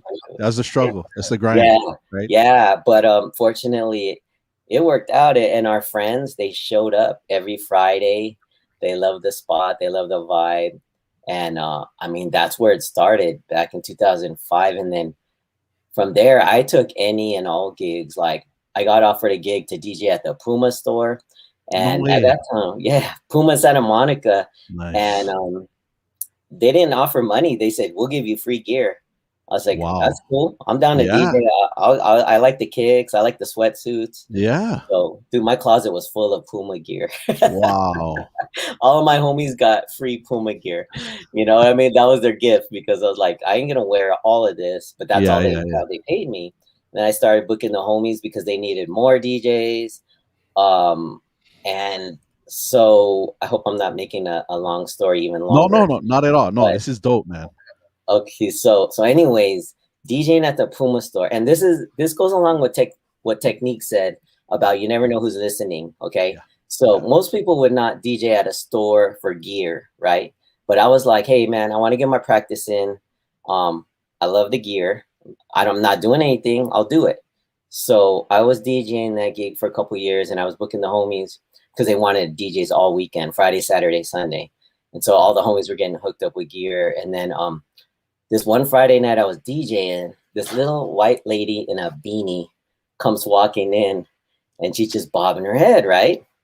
And It's always I the don't, unassuming ones. It's always the unassuming ones. yeah. And I was like, man, who is this chick? And I had no idea who she was, and she was just bobbing her head. And then, before she leaves the store, she's like, hey, have you ever DJ'd a photo shoot? I was like, no, but I'm down. She was okay, and I gave her my card. She goes, okay, I'll reach out to you. I said, okay. So like 2 weeks go by, and then I get a call from her assistant. Hey, this is Peggy Sorota's assistant, right? And I didn't know who Peggy Sorota was. Okay. And she goes, she wants to book you for a photo shoot. And she goes, and then he's like, what's your rate? Right? And I was like, wow, I don't know what my rate is. See, So that's I when you go, so what's your budget? yeah, right. So I was And then you like, just make it up after that. it was so crazy. So I said, you know what? I think I said something like, you mind if I talk to my manager and then we'll get back to you, right? Because I didn't know the answer right away. So I wanted them to know Smart, that I was very legit. smart, very smart. Can I talk to my manager and I'll get back to you? So then after that, I start calling on my homies. Hey, how much would you charge for a photo shoot? Like I got offered to do it. I still didn't know who she was. I still didn't Google her, right? I see. So I was like, everyone's like 100 an hour at least. I said, okay. So I said, I got back to them probably like on the Monday after that weekend. I said, yeah, I'm interested, 100 hours, cool. And then they go, okay, can you do, next week, these 2 days in a row? And they were like 8-hour days. And I was like, damn, hope I can hang. But I was like, yeah. I'll do it. And so meet us here at this studio. It was in Hollywood. It was at a studio, and I was like, oh, I wonder who she's shooting or whatever. And sure. I showed up, started setting up my equipment, and I was talking to the video guy was right next to me. They set me up right next to the video guy, and he's, we're just talking. He goes, hey, do you even know who Peggy is? I was like, nah. And he goes, Google her right now. So I Googled her, Peggy Sorota, and she's a famous fashion photographer who shoots like covers of GQ magazine, CoverGirl, like all these big artists. And I said, she's shot Stevie Wonder. Like she shot all these huge, and I was like, crazy. Damn, I had no idea. And so it made me a little nervous, but I was like, damn, she's big time. And so I started working with her, and through her, man, I had some amazing gigs. So since she was like the lead fashion photographer, like CoverGirl, I got to DJ for Drew Barrymore, Rihanna, Justin Timberlake, like all these people, and then Vanessa Williams, and then they would come up to me and say, hey, do you do private parties? And I'm like, yeah. So I would give them my card, and then I would end up at their house, like DJ an event for them directly. And That's of course, crazy. I had to sign a, all right, yeah, non-disclosure or just the waivers and stuff. Yeah. So all I could do was tell people, oh man, I DJ'd for so and so, and I was like, I don't know if they really believed me, but I would tell them, it was cool. Vanessa Williams, by the way, was really nice, like super humble. She answered the door at her house, like, oh wow, and she was like, oh, very humble. You want anything to eat? You want anything to drink? And let me ask you a question about Vanessa Williams. Yeah.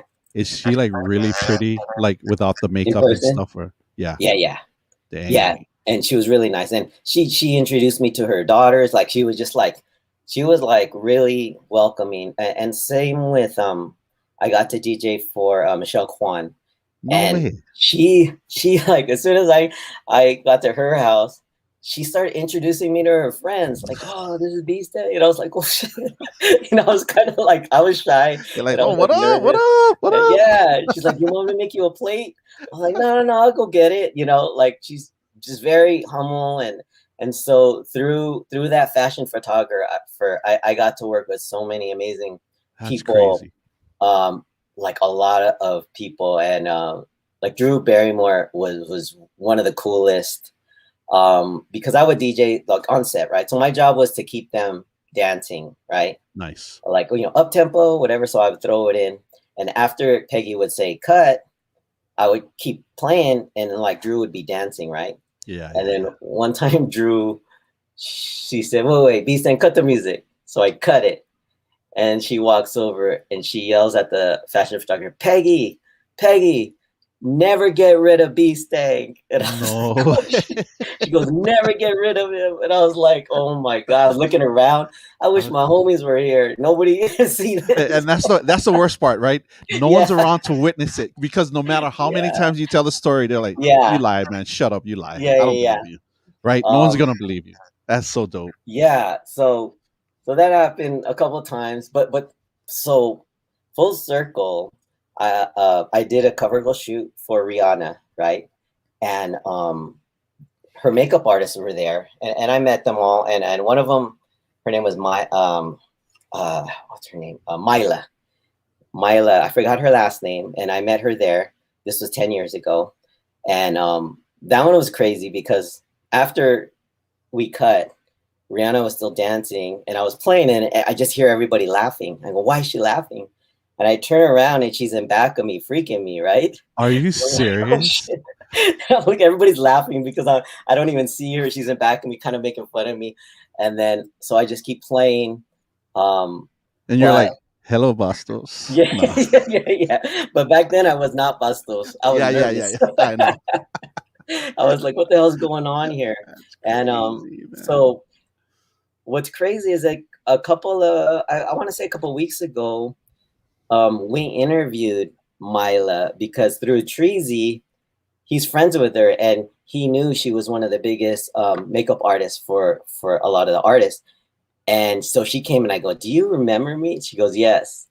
And then she remembered that whole day. So that was the first time that somebody, like one of my friends, was there and said, they got to that shit happened. They confirmed the story. You had someone that confirmed your story. Yeah. I was like, thank you, because all I have was my story, and who knows if people believe me or not. I'm sure my close friends believe me because I'm not a liar, but it was crazy that I met her again 10 years later, and she remembered me. That's awesome. But yeah, and then from there, it's just like we got, it was all referral, man. Like even in Vegas, it's all about who you know. There's so many talented DJs in the world. There's, everybody's good. And so it's all about networking and who you know, and being nice to people, not being a jerk. You know what I mean? Because me personally, like I've had the opportunity to book other DJs to play at our parties. And like even in Vegas, I have opportunity to book guest DJs. Sure. And like I said, there's a lot of talented DJs, but I'm going to pick the guy who's dependable, who's humble, who's good also, but has that. I'm not going to book the best DJ but nobody likes him, or he's mean, or he's late, or he's rude. I'm going to book somebody who's dependable, who's humble, and can rock still. Yeah. But yeah, and I mean, 16 years later, I'm still doing the same thing. It's crazy. And Twitch was definitely a blessing because I got to meet all of you guys, and now I'm starting to meet all you guys in real life. I saw that party, man. Your birthday. Yeah, it was so much fun.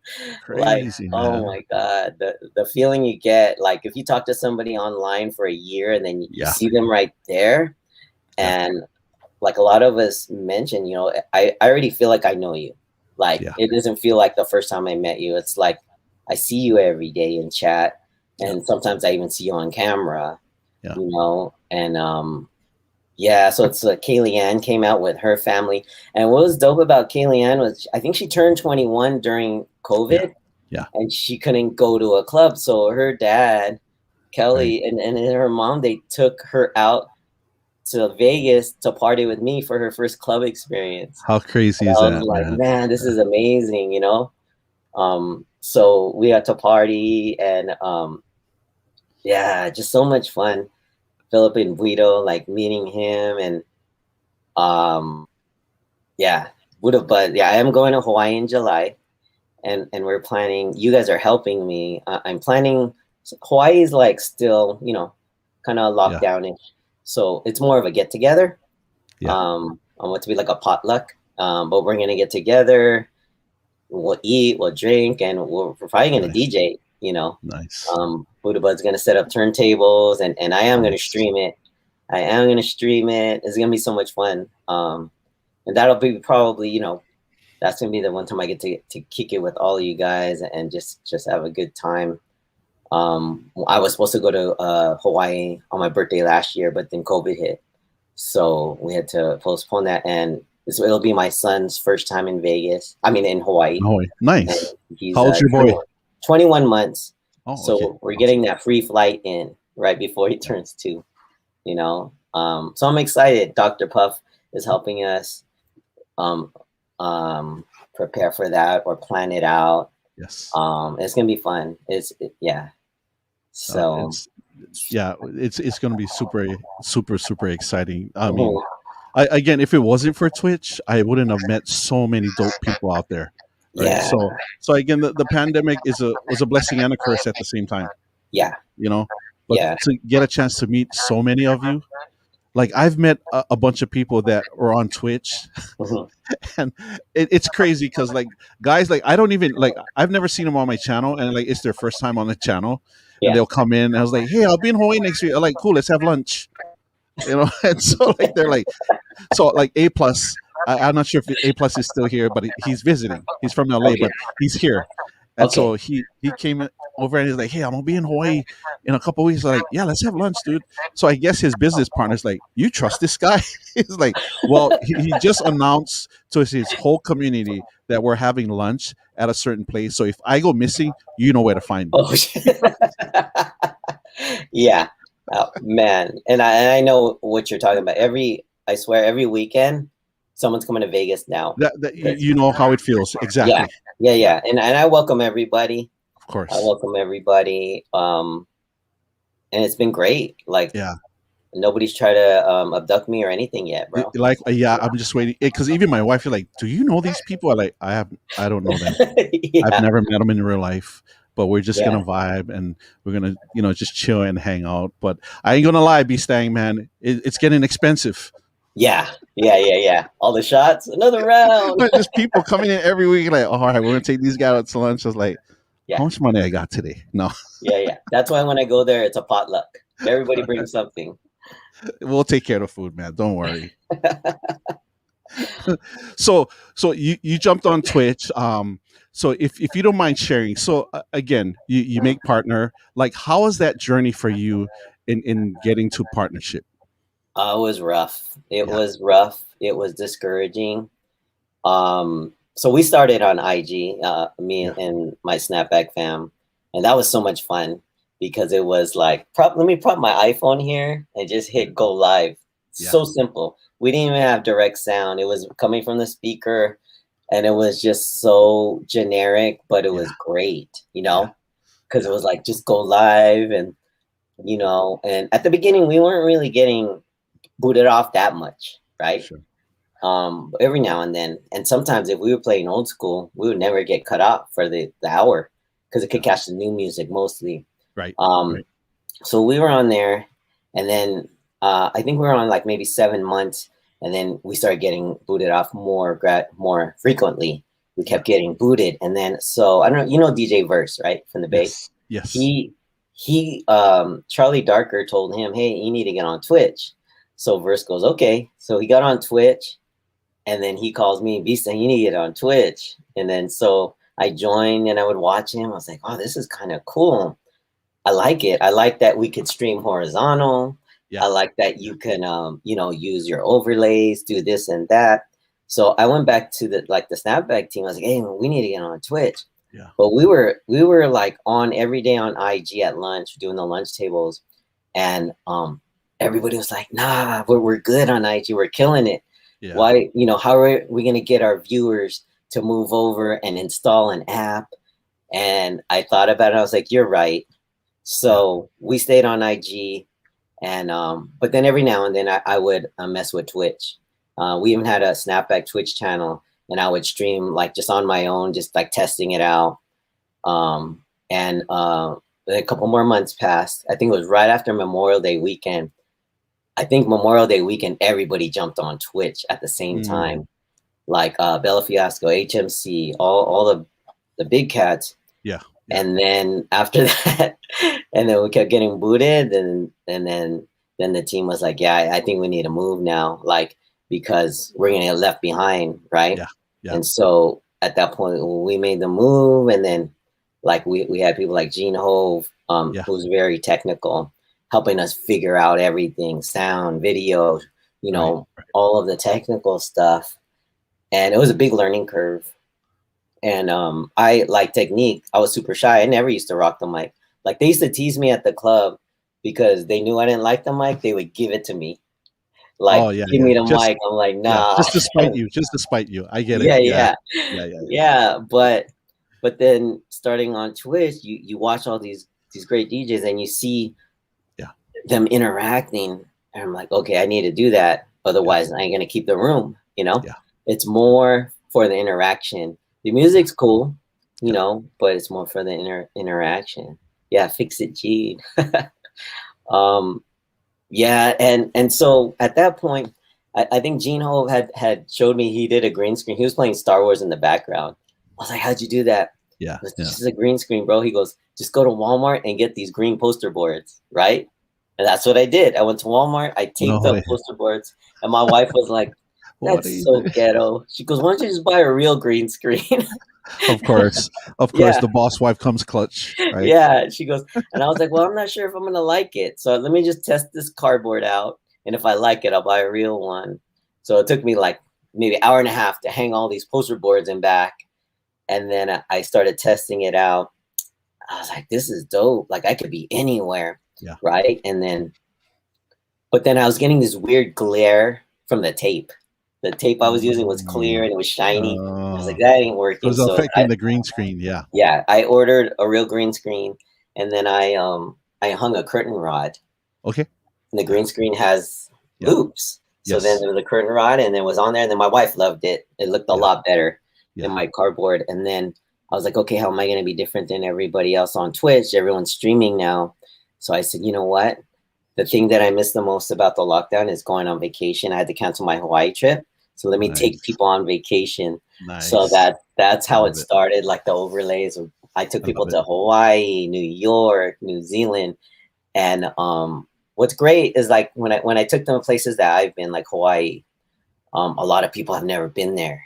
Yeah. And so I showed them my favorite restaurants, my favorite beaches. And I was telling them, if you ever go, you got to come here, you know, and I even showed close-up pictures of the food. You got to order this. And it was so much fun because I got to share, and then I felt like I was really taking people on vacation, you know, for that hour. I love it. I love it, man.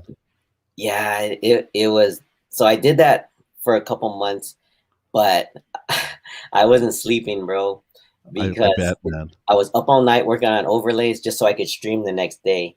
And so, you know, and then so I saw people starting making partners. I was like, oh man, my numbers are going up, you know? So I hit everything. The hardest thing was the average of 75. Yeah. But I was hitting everything else, right? Yeah. So I was like, okay, let me work on that average. So let me stream for less because I'm hitting that 75, but the longer I stay on, it drops. So let me just stay on for an hour. So I would go on for an hour and hit that like 80, whatever, 90. I was like, cool, I got it. And then I looked, and the number of hours stream dropped underneath the minimum. So I was the like, minimum. I mean, it's such a, like, you just got to learn how to play, and it's just a numbers thing. It's funky, crazy, man. Yeah. So that's kind of where I am now. You know, I'm at the threshold where like I'm working on the average viewers, and I looked some streams are like, we're going up, and they're like, why did it just tank? Like, what happened? You know? Yeah. You never know. You can never tell. It's frustrating, you know, because you really just want to have fun and stream, you know, you don't want to focus on that or concentrate on it. But in the back of your mind is like, my reason was like, I want to give my community more emotes. I have 5. They're paying $5 a month for me. I want to give them more. You know. I feel the same way, brother. I feel the exact same way. And Yeah. not only that, like for me, it's when it happens, Yeah. like not just only giving, I just want to give more. Yeah. And then Yeah. getting to a point where, okay, now I can help everybody else. Yeah. You Yeah. know, like Yeah. I won't Like forget by those that help me. rating and all that. Yeah. Yeah. Right. Yeah. I Yeah. totally feel you on that. And so finally, I got so close. I said, I think I'm going to get the invite. I need to stream for 8 hours and hit the average. So it was a Friday. And I told like all my friends, hey, I'm going to do an 8-hour stream. I need to hit the over 75 average to qualify. And on a Friday, and I think I started like at 10 a.m. and then I was going and I just kept watching the numbers and it was up. It was over 75. Right. And so I was supposed to have dinner with Verse and CO1 out here. And it was 6 o'clock. And I was like, and they were like, where are you? I'm like, I need 30 more minutes. Just wait for me there. They're at a sushi spot. And so I did the 30 minutes and then that was the 8 hours. And then I met them for dinner and I was checking my email. It's like, dude, I didn't get the email yet. And Verse was like, oh, just wait till tomorrow. It's like, okay, I hope I get it. And whatever, slept on it. Next morning, I got an email inviting me to the partnership program, right? Nice. And it comes like with all this confetti and stuff. Congratulations, you qualify. Yeah. So I got all excited and hyped. And this was October, end of October, right before Halloween. And so, of course, the next morning I submitted it. And then it says, explain to us in a paragraph what your channel is about. So I said, during the lockdown, I want to take people on vacation. I wanted to, get their mind off of staying home because I had cabin fever myself. I was just going on vacation and just visiting friends. And so, I really put a lot of thought into that paragraph. And then so I submitted it. And it said on that email, it says, we usually get back to you in 7 days, right? That's what it said. So 7 days passed, nothing. 2 weeks passed, nothing. Are you serious? And then I talked to some people. Yeah, it took me 3 weeks. 3 weeks, nothing. I talked to more people. Oh, it took me a month. I waited a month, nothing. 2 months, nothing. Are you 3 serious? months, nothing.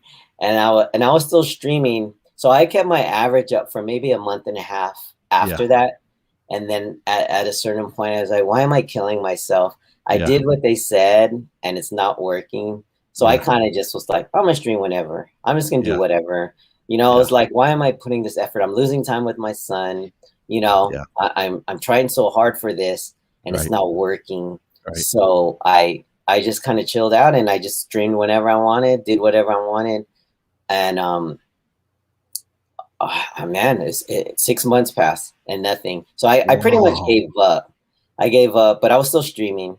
And people were like, no, just keep going. I was like, yeah, I'll still stream. But I said they need to fix their system because you see people, you see people getting partner. And I'm like, I qualified too. What happened? Right. Like, and then, I think I submitted that like 3 months ago. Yeah. So, but then luckily, like one day, 6 months later, somebody from Twitch hit me up and said, hey, can we set up an interview? No way. And I was like, yeah. I was like, sure. And so she emailed me and then she actually interviewed me. She was asking me how I got on Twitch. I told her my whole story. Yeah. And then I said, yeah, I submitted my application 6 months ago, but I never heard anything. And I took that as a no. Yeah. But everybody else got answers, whether it was yes or no. Right. What up, Slip? DJ Slip in the building. Oh, what's up, Slip? How are you, sir? I also met Slip and Chris Cut in Santa Monica over 15 years ago. They were a guest DJ at one of my resident spots on a Tuesday night. And so it's so cool that we kept in touch. And now we all live in Vegas now. That's awesome. But anyways, she interviewed me and she goes, I just told her, I submitted my application. I didn't get any answer. And she was surprised. She was like, that's weird. They should have gave you something. And I checked junk mail. I checked spam. I was like, I didn't get anything. And she was okay. well, is there anything I can help you with? You know, do you want to grow your channel? I said, yeah. So she was giving me all these cool tips. Nice. And that was that. She goes, you know, let me know if you ever need help. So she didn't promise anything. Sure. And I was like, okay. So then nothing.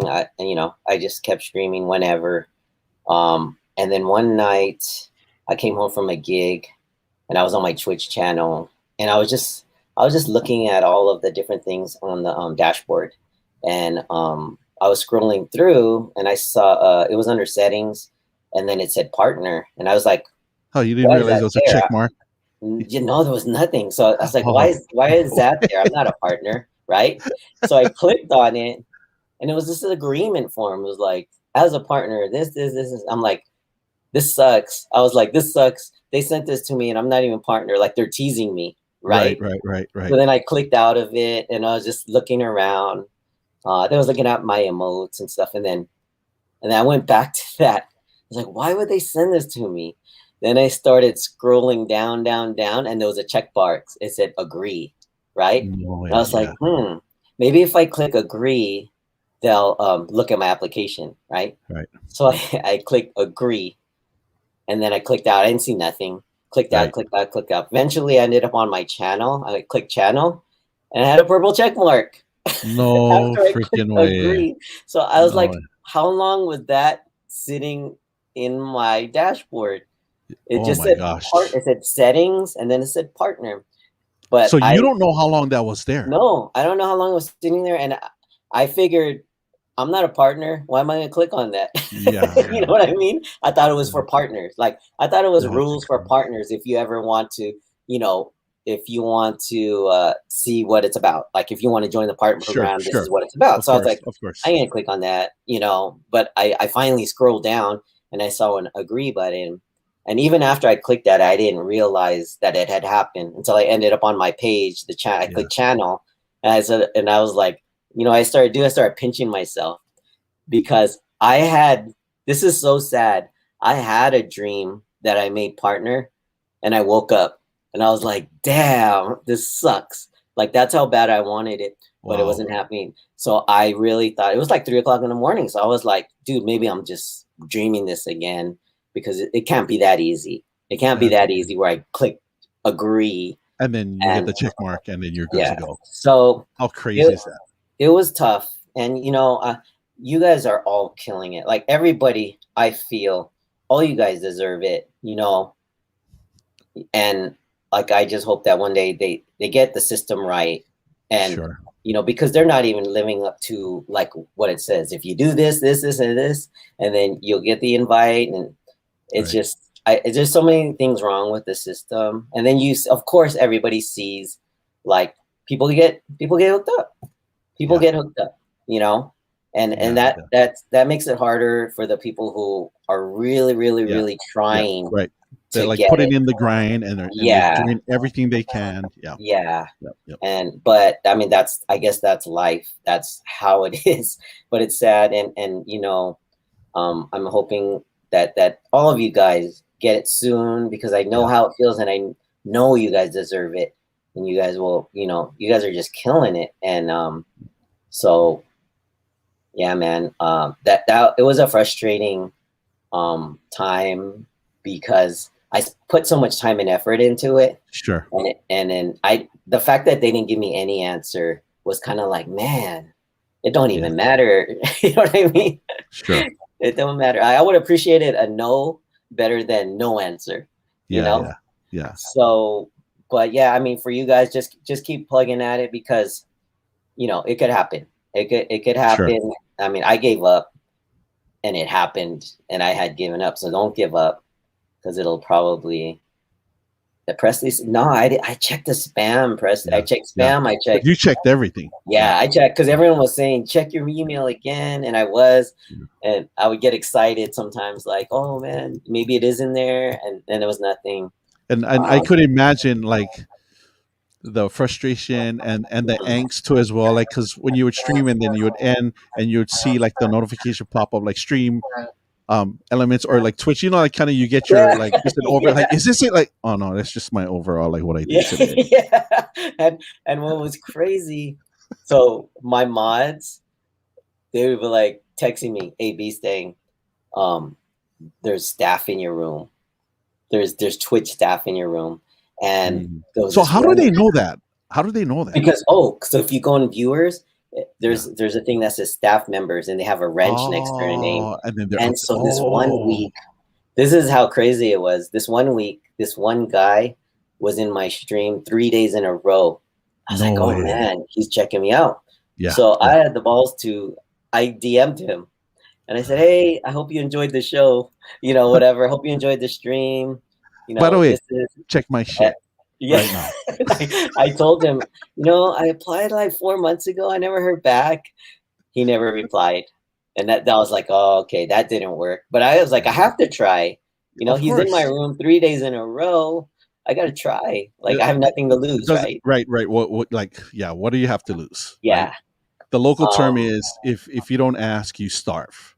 Yeah, exactly. So I was like, screw it. And everybody's like, no, don't do that. I was like, why? What chances am I going to ruin? They're not getting back to me anyways. So I messaged him. I was real cool about it. I wasn't telling him that. I was just like, hey, I hope you enjoyed it. Thanks for hanging out. You know, kind of like that. And by the way, I applied 4 months ago. I didn't get an answer, but he didn't reply. So, but yeah. Dr. Puff says, no ask, no get. You know. But it was a crazy journey, but I know it's going to happen for you guys. Awesome. I know it will, because you guys are killing it. And, you know, it's all timing. Like, look at, like, had to wait 6 months. That's crazy. But, and this is, and thank you so much for sharing that, because like so many of us, like, we didn't know. Right. Yeah. And like, and I'm sure if I ask Nico, if I ask Alpha Music, if I ask Stress, like, their stories will be different too as well. Their journey, right? Everyone's journey will be different too. So now in hindsight, right? Because they always say hindsight is always 20/20. Yeah. Right.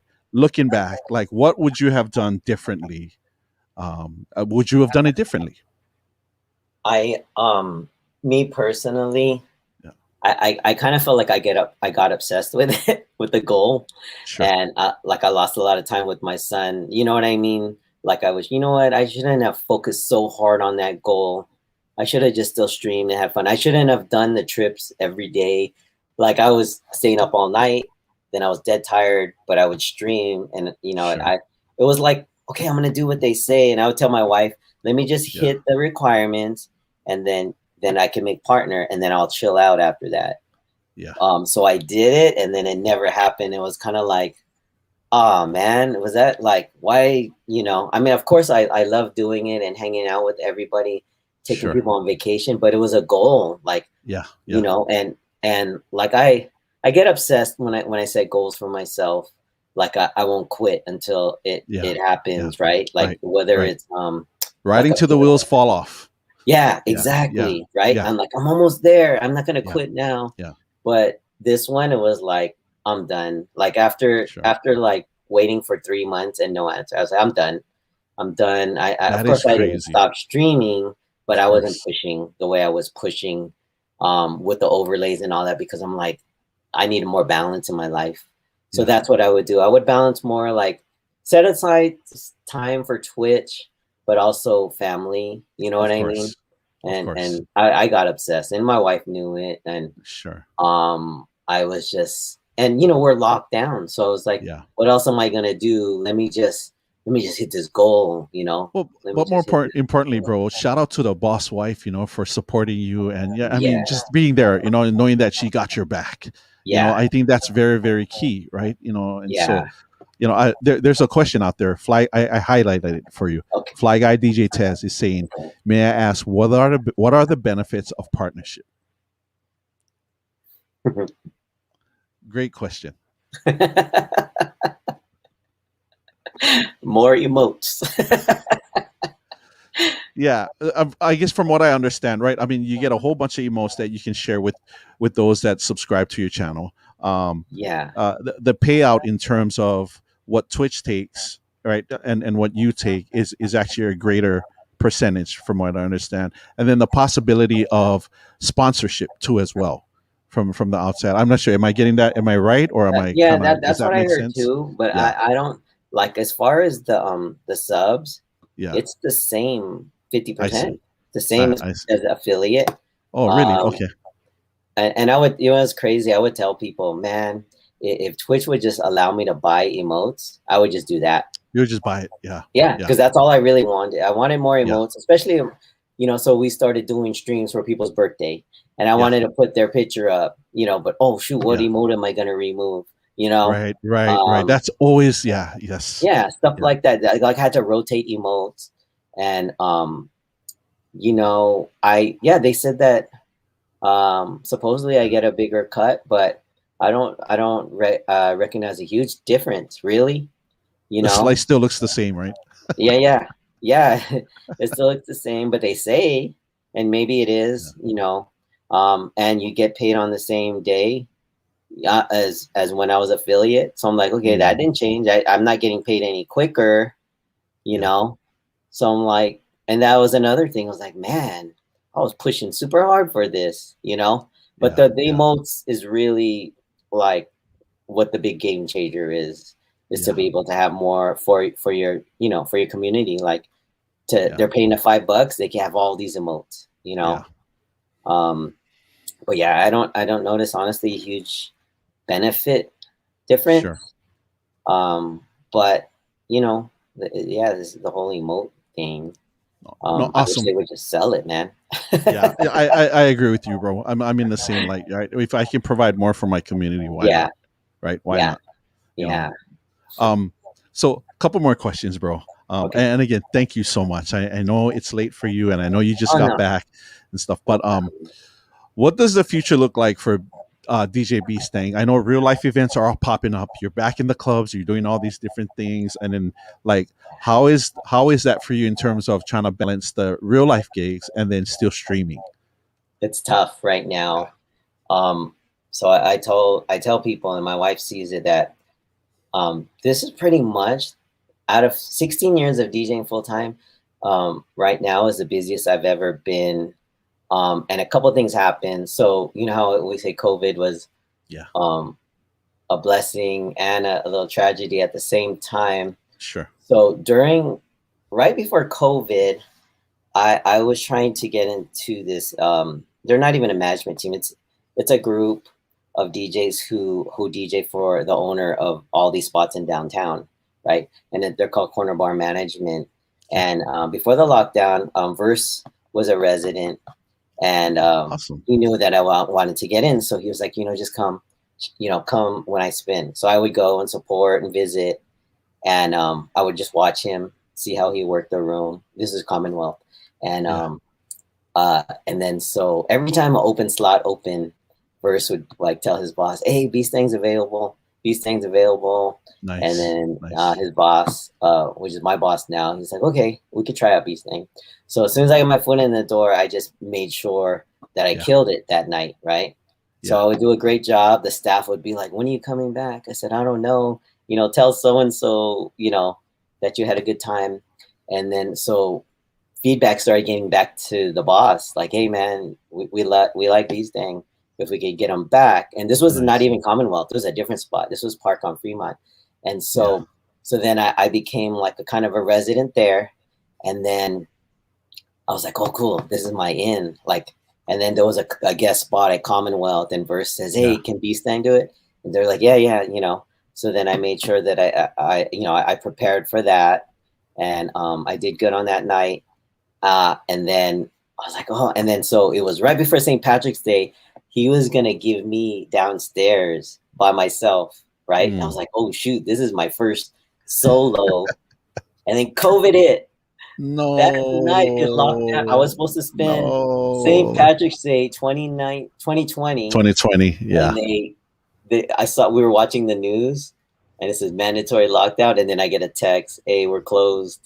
And I was like, damn. I was like, that was it right there. But I was like, okay, maybe we'll be back in 2 weeks. That's what I was thinking, 2 weeks. I think that's what everyone was thinking. And so time passed. We were still closed. And at some point, like the owner was like, "You know what? I feel bad for these DJs let me try to get them some work. So what they did was like, you guys are streaming? I'm like, yeah. How about you stream from home and we'll broadcast you at the bar? This is when they Oh, no opened up the way. bar again, but there's no dancing, just drinking. Right. And so they let us do that. The owner is so cool. He wanted us to make money. We streamed from home. They had a big screen set up at Commonwealth, and we were on the screen, and people were there drinking, sitting at their table, watching a live DJ from home. And so that was technically legal. So we're doing that. We're making a little bit of money, but eventually it got really rough for a lot of people, you know, during COVID. So of course, Verse moved back to the Bay for different reasons. And then one of the other main guys, Yaz, he moved back to Japan. And those were two of the main guys. And so months pass. And what's crazy is the owner of all these spots, he opened up like 3 or 4 new bars during COVID. And he survived it. And as soon as we got the green light to open again, I was super busy because I was there and people had left. Yeah. So then I pretty much got all of their gigs. You filled all those slots. Yeah, I filled all those spots. So then and it was crazy because I to be honest, I hit a little bit of depression during COVID. I think a whole bunch of us too. I feel the same way. Yeah, bro. Yeah, I hit a depression because of, first of all, you know, the whole Twitch thing of how that happened. And then then I wasn't working. All the things I was used to doing, I wasn't doing anymore. I used to work out every day. The gym was closed. I used to go to church every Sunday. Church was closed. So my life just flipped upside down. And I was like, what am I going to do? Like, I can't do nothing. So I hit a little bit of depression. But as soon as we started opening up again, like me being out in public, like my wife knew it. She's like, you know, I know it's dangerous, but keep your mask on. I think it's more beneficial for you to be out there because you're going to die here just being for your sanity. Yeah. Yeah, exactly. That's exactly what she said. For your sanity, you need to go. I know exactly how you feel. Yeah. So I went out there and I started smiling again because I was out in public. And now, I mean, and then, so, you know, they say like, well, like, so I'm very faithful. I believe in God. They say sometimes he pulls you back before he projects you, right? And I just felt like I got pulled back all the way to where I couldn't go further back. Like I felt like I hit rock bottom. And then some. Yeah. But then all of a sudden, boom, one blessing after another blessing, after another blessing, after another blessing. And then, oh, Twitch got back to me. Oh, I'm a partner now. Oh, I'm getting this. Yeah. So like, man, like, it's finally kicking in. It's just like I had to stay faithful and not give up completely. You know, it's tough, you know, because you don't know what's going to happen. Absolutely. You just have to have faith. And so right now, I'm working Thursday, Friday, Saturday, Sunday, Monday, but I got offered 2 gigs and it's Tuesday, Wednesday. So I need to let one go because I need a day off. Yeah. I need at least one day off, but that's how crazy it is. And that's a good problem to have. Yeah. since I need to stream on Twitch still, I want to see everybody. I started streaming from the club. Yes. Because I'm already there. Yeah. And then I set up a club cam so people could see the dance floor and people could see the DJs. Love it.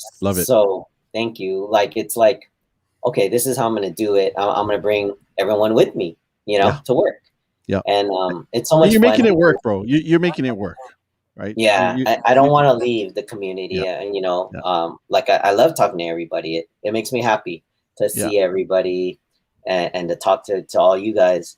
So that's how I make it work. I stream from my gigs so that I could, you know, still see you guys and talk. And then occasionally I could do an hour in the afternoon, which is, you know, it's always fun. And then like I get asked to be a part of raid trains and birthday raids. And that's fun too, because it's everybody celebrating, you know, it's a very good occasion. But yeah, man, like, No, and that's awesome because I can see also at the same time is balancing your time with amongst all your your events that you're doing over at the clubs, and then the Twitch stuff that you've been asked to do or even just jumping Yeah. on. But more importantly, your real life time with Mhm. your wife and your Yeah. son, right? Like you got to balance Yeah. all of that stuff out, Yeah. and so right, it's It's just so a matter of crazy. prioritizing. I can imagine it's super crazy, bro. It's super crazy. Like when I got back from San Diego today, um, dude, I had like you, I was like, oh shoot, yeah, I'm on your show. And then Yeah, the catch up show, I'm a part of that. And then I crazy. find out like they're doing an anniversary party at one of the venues. It's like a company party. I was like, shoot, should I go to that? And then my wife goes, oh, today's bath day for Miles, and I give him a bath. So I it's like, see. okay. Yeah. So like I'm juggling, but I made Yeah, it work. Like you made it work, I bro. just prioritize. I say, let me give my That's it. son a bath. Yeah, I'll be in the catch up show chat. I just can't be on the show, but I'll sure. be in the chat. So I'm giving him a bath. I have the catch up show on my phone. I'm like texting, giving him a bath. And then after that, I help dress him. He goes downstairs and I tell my phone, I'm going to go upstairs and get ready for Dawn's show. So after this, he's still awake. I'll go down Okay, there and make him go to sleep. But absolutely. it's a crazy I juggling. appreciate you, brother. Oh no, I can man. only imagine. I appreciate you. I don't want to take you more away from your time with your family because Oh that's very man, no. important. It's important to me that you're there too as well because, like, my youngest son graduating from high school on Sunday, right? And Oh so, like, man, all those times, like, you know what I mean? And there's yeah, times that yeah, we miss from our kids, right? yeah, Like, I want you to have that for you. yeah. Yeah, because your I son appreciate deserves that, and so do you, and so does your wife. So, bro, Yeah. man, love you so much, bro. Oh man, I love you too. Um, I can't wait to see you guys in absolutely, man. July. It's gonna Like be for fun. real, for real. So, Uh, one last question before mhm, I let you go and you do your thing with your ohana. mhm. Favorite quote, favorite saying, words to live by. Maybe some advice for the chat, or even to me too as well, bro. What would it be, brother? What would it be? Damn, let me think. I had a lot, and I used to write them down. Um, oh, okay. I like this one. And I forgot who said it, but it is you learn more from losing than you do from winning. You Yep, know? I love that. Does that make sense? Oh, Y- 100%, Yeah, totally, you totally learn more makes from sense. losing than you do from winning. Absolutely. So you don't Absolutely. always have to win. Um, and there's another one that I always believe. The winner is not always the best person for the job, but it's the most prepared person. Yeah, You I know, love that. like I mentioned before, there's a lot of great DJs, Yep. but there's some that you could depend on. Yeah, And absolutely. those I would pick the dependable good DJ over the greatest DJ because it's not all about that. Yeah, Gotta be well rounded. absolutely. Um, but man, Yeah. I love it, man. I love it. You shared something when your journey of how like you kept getting pulled back and back, and how you made a reference to like okay, like what's up, God? Like yeah, how much more do you want me to pull? Like I yeah, don't think I can give anymore, right? But yeah, then you said something that kind of triggered me to ah like because you say you just got to be faithful. So I yeah. remember hearing the term faith precedes the miracle, right? Nice. So Yeah, right, because we all know and we've heard this before, right, that God's not going to put anything in front of you where you cannot handle. It's not yeah, for you to figure out. yeah, He already knows that, right? Because yeah, for many of us, our perspective is this way, and yeah, what we fail to realize that God's perspective is this way. Like he sees it here. yeah, So he sees every angle and he yeah. sees the end result. For So us, true. because we're still in our stuff and we're not at that stage, we only see it like this. We only can see it this way. Maybe a little bit here, a little bit there. But Yeah, right, with God, he sees everything. Right. And yeah, so yeah, I mean, how many times, right? Like you keep getting yeah, beat up, and you're like really Twitch, like 6 months, and like nothing, yeah, right? And then all these things come, and then things start to come into play, right? Because that's the test, yeah, right? yeah. In life, like you're right, like you get all these challenges, which is Mhm. your test, and then you get the rewards after, right? Yeah, And I think the biggest part behind that is the choices that you make will determine your rewards, Yeah. right? Yeah. You make the choices, but you cannot choose the consequences, No. right? You You make can't. the choices, but you'll also get the rewards depending on your choice, depending on your Yep. choice, right? Yep. And so I see where faith precedes the miracle, and I listen to your like story, that. and I'm like, that is awesome. That's totally awesome to see all of that. And again, I get to learn from you. I get to learn from your story, right? And again, get edified and be inspired by everyone in the chat room too as well. Shout out to DJ Chris Cut, by the way, Yeah. right? What up, I mean, Chris? you know, and so bro, man, I mean, I can't express my gratitude and my aloha to Oh you, man, I and for appreciate you sharing and listening so to your much. journey, you know, and which Yeah. even inspires me more, like, okay, now I know where I need to go. Now I know what I need to do, just to Yeah. keep going and keep pushing. And I'm not saying that I want to push and chase the numbers, and I've already told my moms to say, look, we want Yeah. it to happen organically, however, to Yeah. be smart about it, there's things that we need to shift and change. Yeah. Right, you just got to look at it from a different perspective, you Yeah. know. And to Yeah. get there, and then you can turn around and say, all right guys, I'm Mhm. here, let's go, right? And so again, like, you know, I mean, like, just from where I am, like, I feel so blessed kind of where I'm at today, and then just Yeah. with the Twitch community. Yeah. But one of the things that I shared with my mods, I said, look, can you imagine we make, and I said we, not me, we, I think you can agree with me with that, right? Yeah. In terms of your channel, like, we make partner, we Yeah. will be the very first Twitch community in Hawaii to make partner.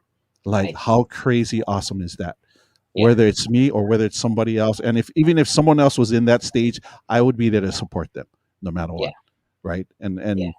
thankful, and I feel so blessed, and by so many of you, bro, Alpha Music, Stress, Ice, E-Man, like Remark, like so many, Chris Cut, so many of you, you know, that have been the inspiration and the drive and the willingness. My mods, those that come all the time and view, like it just keeps me going, because I Yeah. want to provide and give more. I just want to serve and give more. That's really Yeah. what I want to do.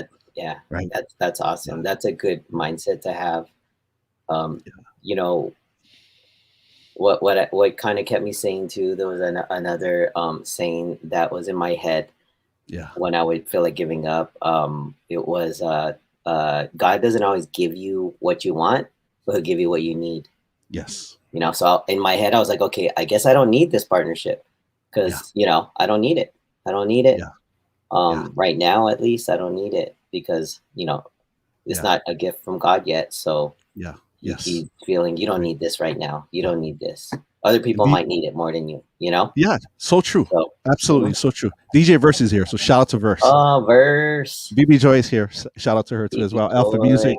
Yeah. Alpha Music. Yeah. I mean, so much love, so much aloha from the community, so much, like, I mean, guidance, and just, right, being able to say, hey man, I got this question. Like, give me some feedback, right? And being able to reach out to you guys and just say, hey, well, here's what I think, right? I mean, that's amazing. And so, yeah, thank you guys. And so, craziness, man. Craziness. I appreciate you guys, man. Brother, thank you so much, man. Thank you, BStang. I appreciate you. I wish you all the best, even much more success in all that you do, and blessings to your ohana, your wife, your son, and everything that you do. I love your channel. I love what you do. The different dances, the pony dance, the dad jokes, always my favorite, man. Like, this dude is dope, man. Like, he's so funny and so unassuming, and even the tone of your voice, you know, like just your delivery is really what sells it for me, bro. Like, I die, bro. I lose it every time, because I have such a great time. And I, even when you were back in the clubs and you would pop up on IG, like, I like, oh, BStang's on. Like, I'll go in and watch, and you're like, hey, what's up, Don? I'm like, oh man, you don't have to do that, man. I just there to support, you know. Like, so good, man. So good. Thank you so much for having me. No, thank you, bro. Honor is mine, for real, man. Looking forward to seeing you in July. Yeah, July for sure. Yes. And we'll stream it so everyone could see the family together. Absolutely, man. Absolutely. We're looking forward to that and stuff. And so, again, bro, if you don't mind, BStang, I'm gonna turn it right back to you, to the chat. Maybe you kind of give your your mahalos and your shout outs before we exit out. Thanks everybody for tuning in. Janice, Catch Up Show, Verse, Slip, everybody, Dr. Puff, gonna see you in Hawaii. Philip and Guido, let's go. Everybody, man, so much love. And Twitch is definitely a blessing because we got to all meet each other. So you know, that's probably the best thing that came out of this is meeting everybody, you know. Definitely a blessing. So I think one day eventually I'm going to meet every single person that I've talked to on Twitch. Right. I think it's going to happen. So let me know whenever you are ever in Vegas. Hit me up. Yes. So I may be in Vegas. So it just depends on when you guys are going to be here. I may be flying to Vegas sometime in July. We'll figure it out. If you're here and it conflicts with my trip, I'm actually gonna cancel my trip. It's for you. It's a union stuff. I'm like, I'm gonna stay here. But so I'm gonna be in Vegas possibly in July, but definitely in ending of September, October for another conference. So I actually sit on the state executive board for our police union, which we oversee the 4 different counties. So I'm on the state board. So I travel kind of a lot now that things are opening up. But I'll definitely let you know, bro. Absolutely. Yeah, I'll text you my dates that we're going to be there. Awesome. So that we can Great, man. Yes, absolutely. But thank you again, bro. BStang, I love you, bro, man. Thank you so much, man. Appreciate you. Can't wait to see you, man. For real. It's going to be good times.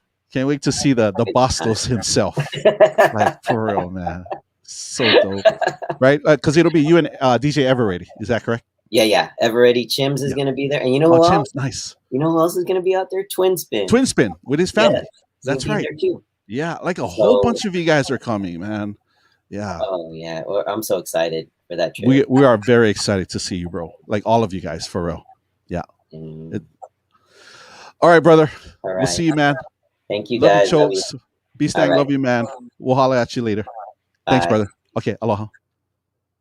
You guys, we're on a hype train. You guys are crazy. DJ Slip, man, thank you so much. Slip and Chris Cut. I need to get you guys on Wisdom Wednesday. If we can make that happen, I'd be so happy and honored. Like Chris Cut, you're one of the very first ones, like for real, sis. Slip, if we can make that happen, let me know. I'm going to have my mods reach out to you. That'd be so awesome. Thank you. Philip and Guido, yes, I definitely will let you know when I come to Vegas, bro. Absolutely. And again, thank you so much, so many of you for the bits of aloha and the gifted subs. Brother DJ Verse, I need to get you on the show too as well, Verse. That featured Friday, like for real. Come on, man. BStang. What you doing, bro? Thank you so much, man. Also, shout out to DJ Flash05 all up in Canada. He just celebrated his 1-year anniversary on Twitch. So shout out to Flash. Mahalo for the gifted subs too as well. BStang, thank you, bro. Thank you. Thank you for sharing with us your journey on making partnership and all the challenges, all the lessons and all the blessings too as well. I appreciate that so much. Shout out to BB Joy. I see you, sis. I'm coming to Florida. I will let you know by next week. We're actually confirming the dates. So I'm coming to Florida. It'll be in sometime in October, middle of October. I see you. Verse, perfect. Yeah, I'd love to, bro. And I got to share this story when I was just starting Wisdom Wednesday and you raided into my channel. I think it was your birthday. I'm going to save that when we get you on Wisdom Wednesday. Thank you so much. Again, shout out to Mariri T.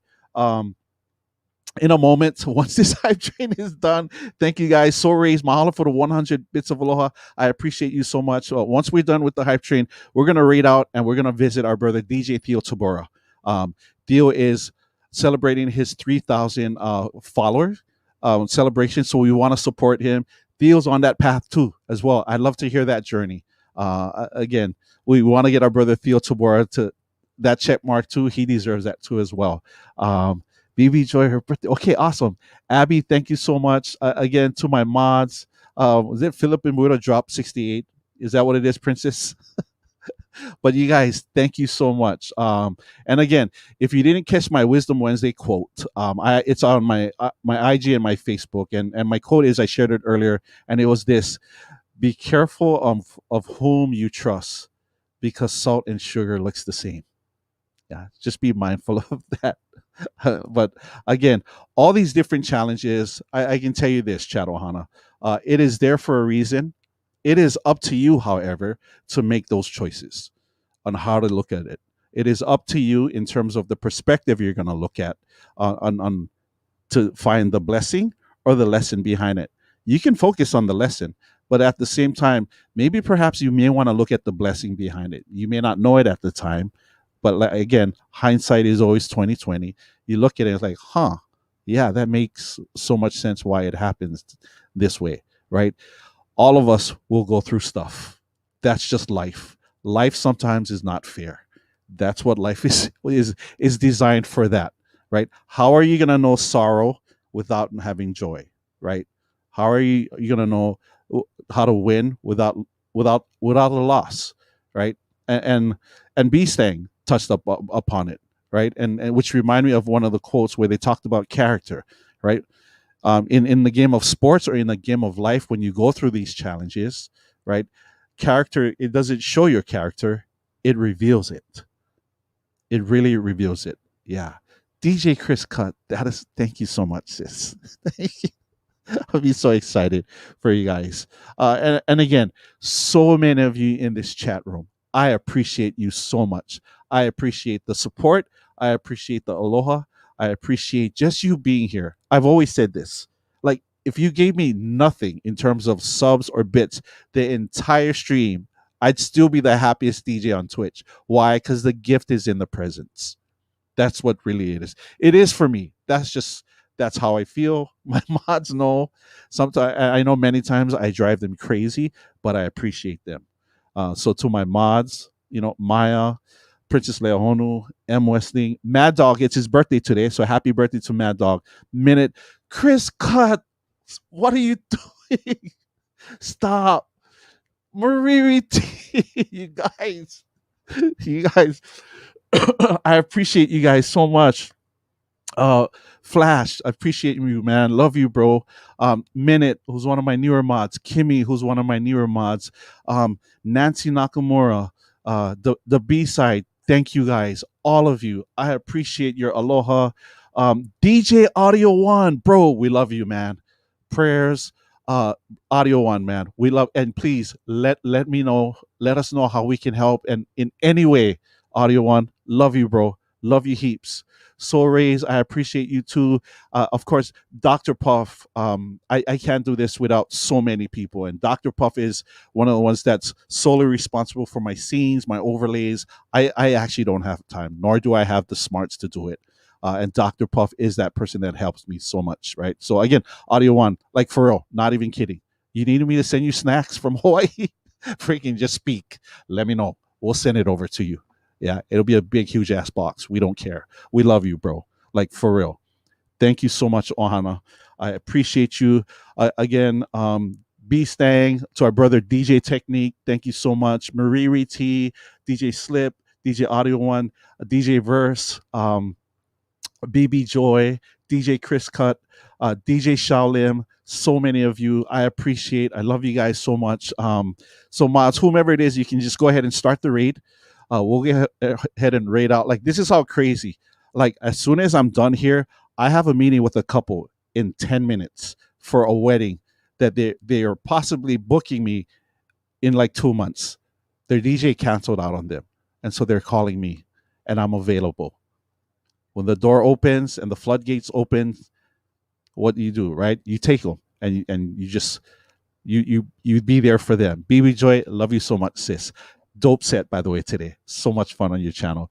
Shout out to Gilby, the Spin Doctor. Make sure you're following the Spin Doctor too as well. So again, all of you, I appreciate you. Mahalo nui. Again, join us next week. And we will have, we got Flash is going to be on next week. Kaylee and DJ Really Rel. And so make sure you join us next week. Wisdom Wednesday. We got DJ Flash from Canada, really Rel from, I think he's from Cincinnati, and then Kaylee, our sweetheart, Kaylee, baby girl. Again, shout out to A+. I see you, A+. I'll see you tomorrow night, bro. Thank you guys so much. Again, Philip and Buito, bro. You know how I feel about you, Philip. Love you so much.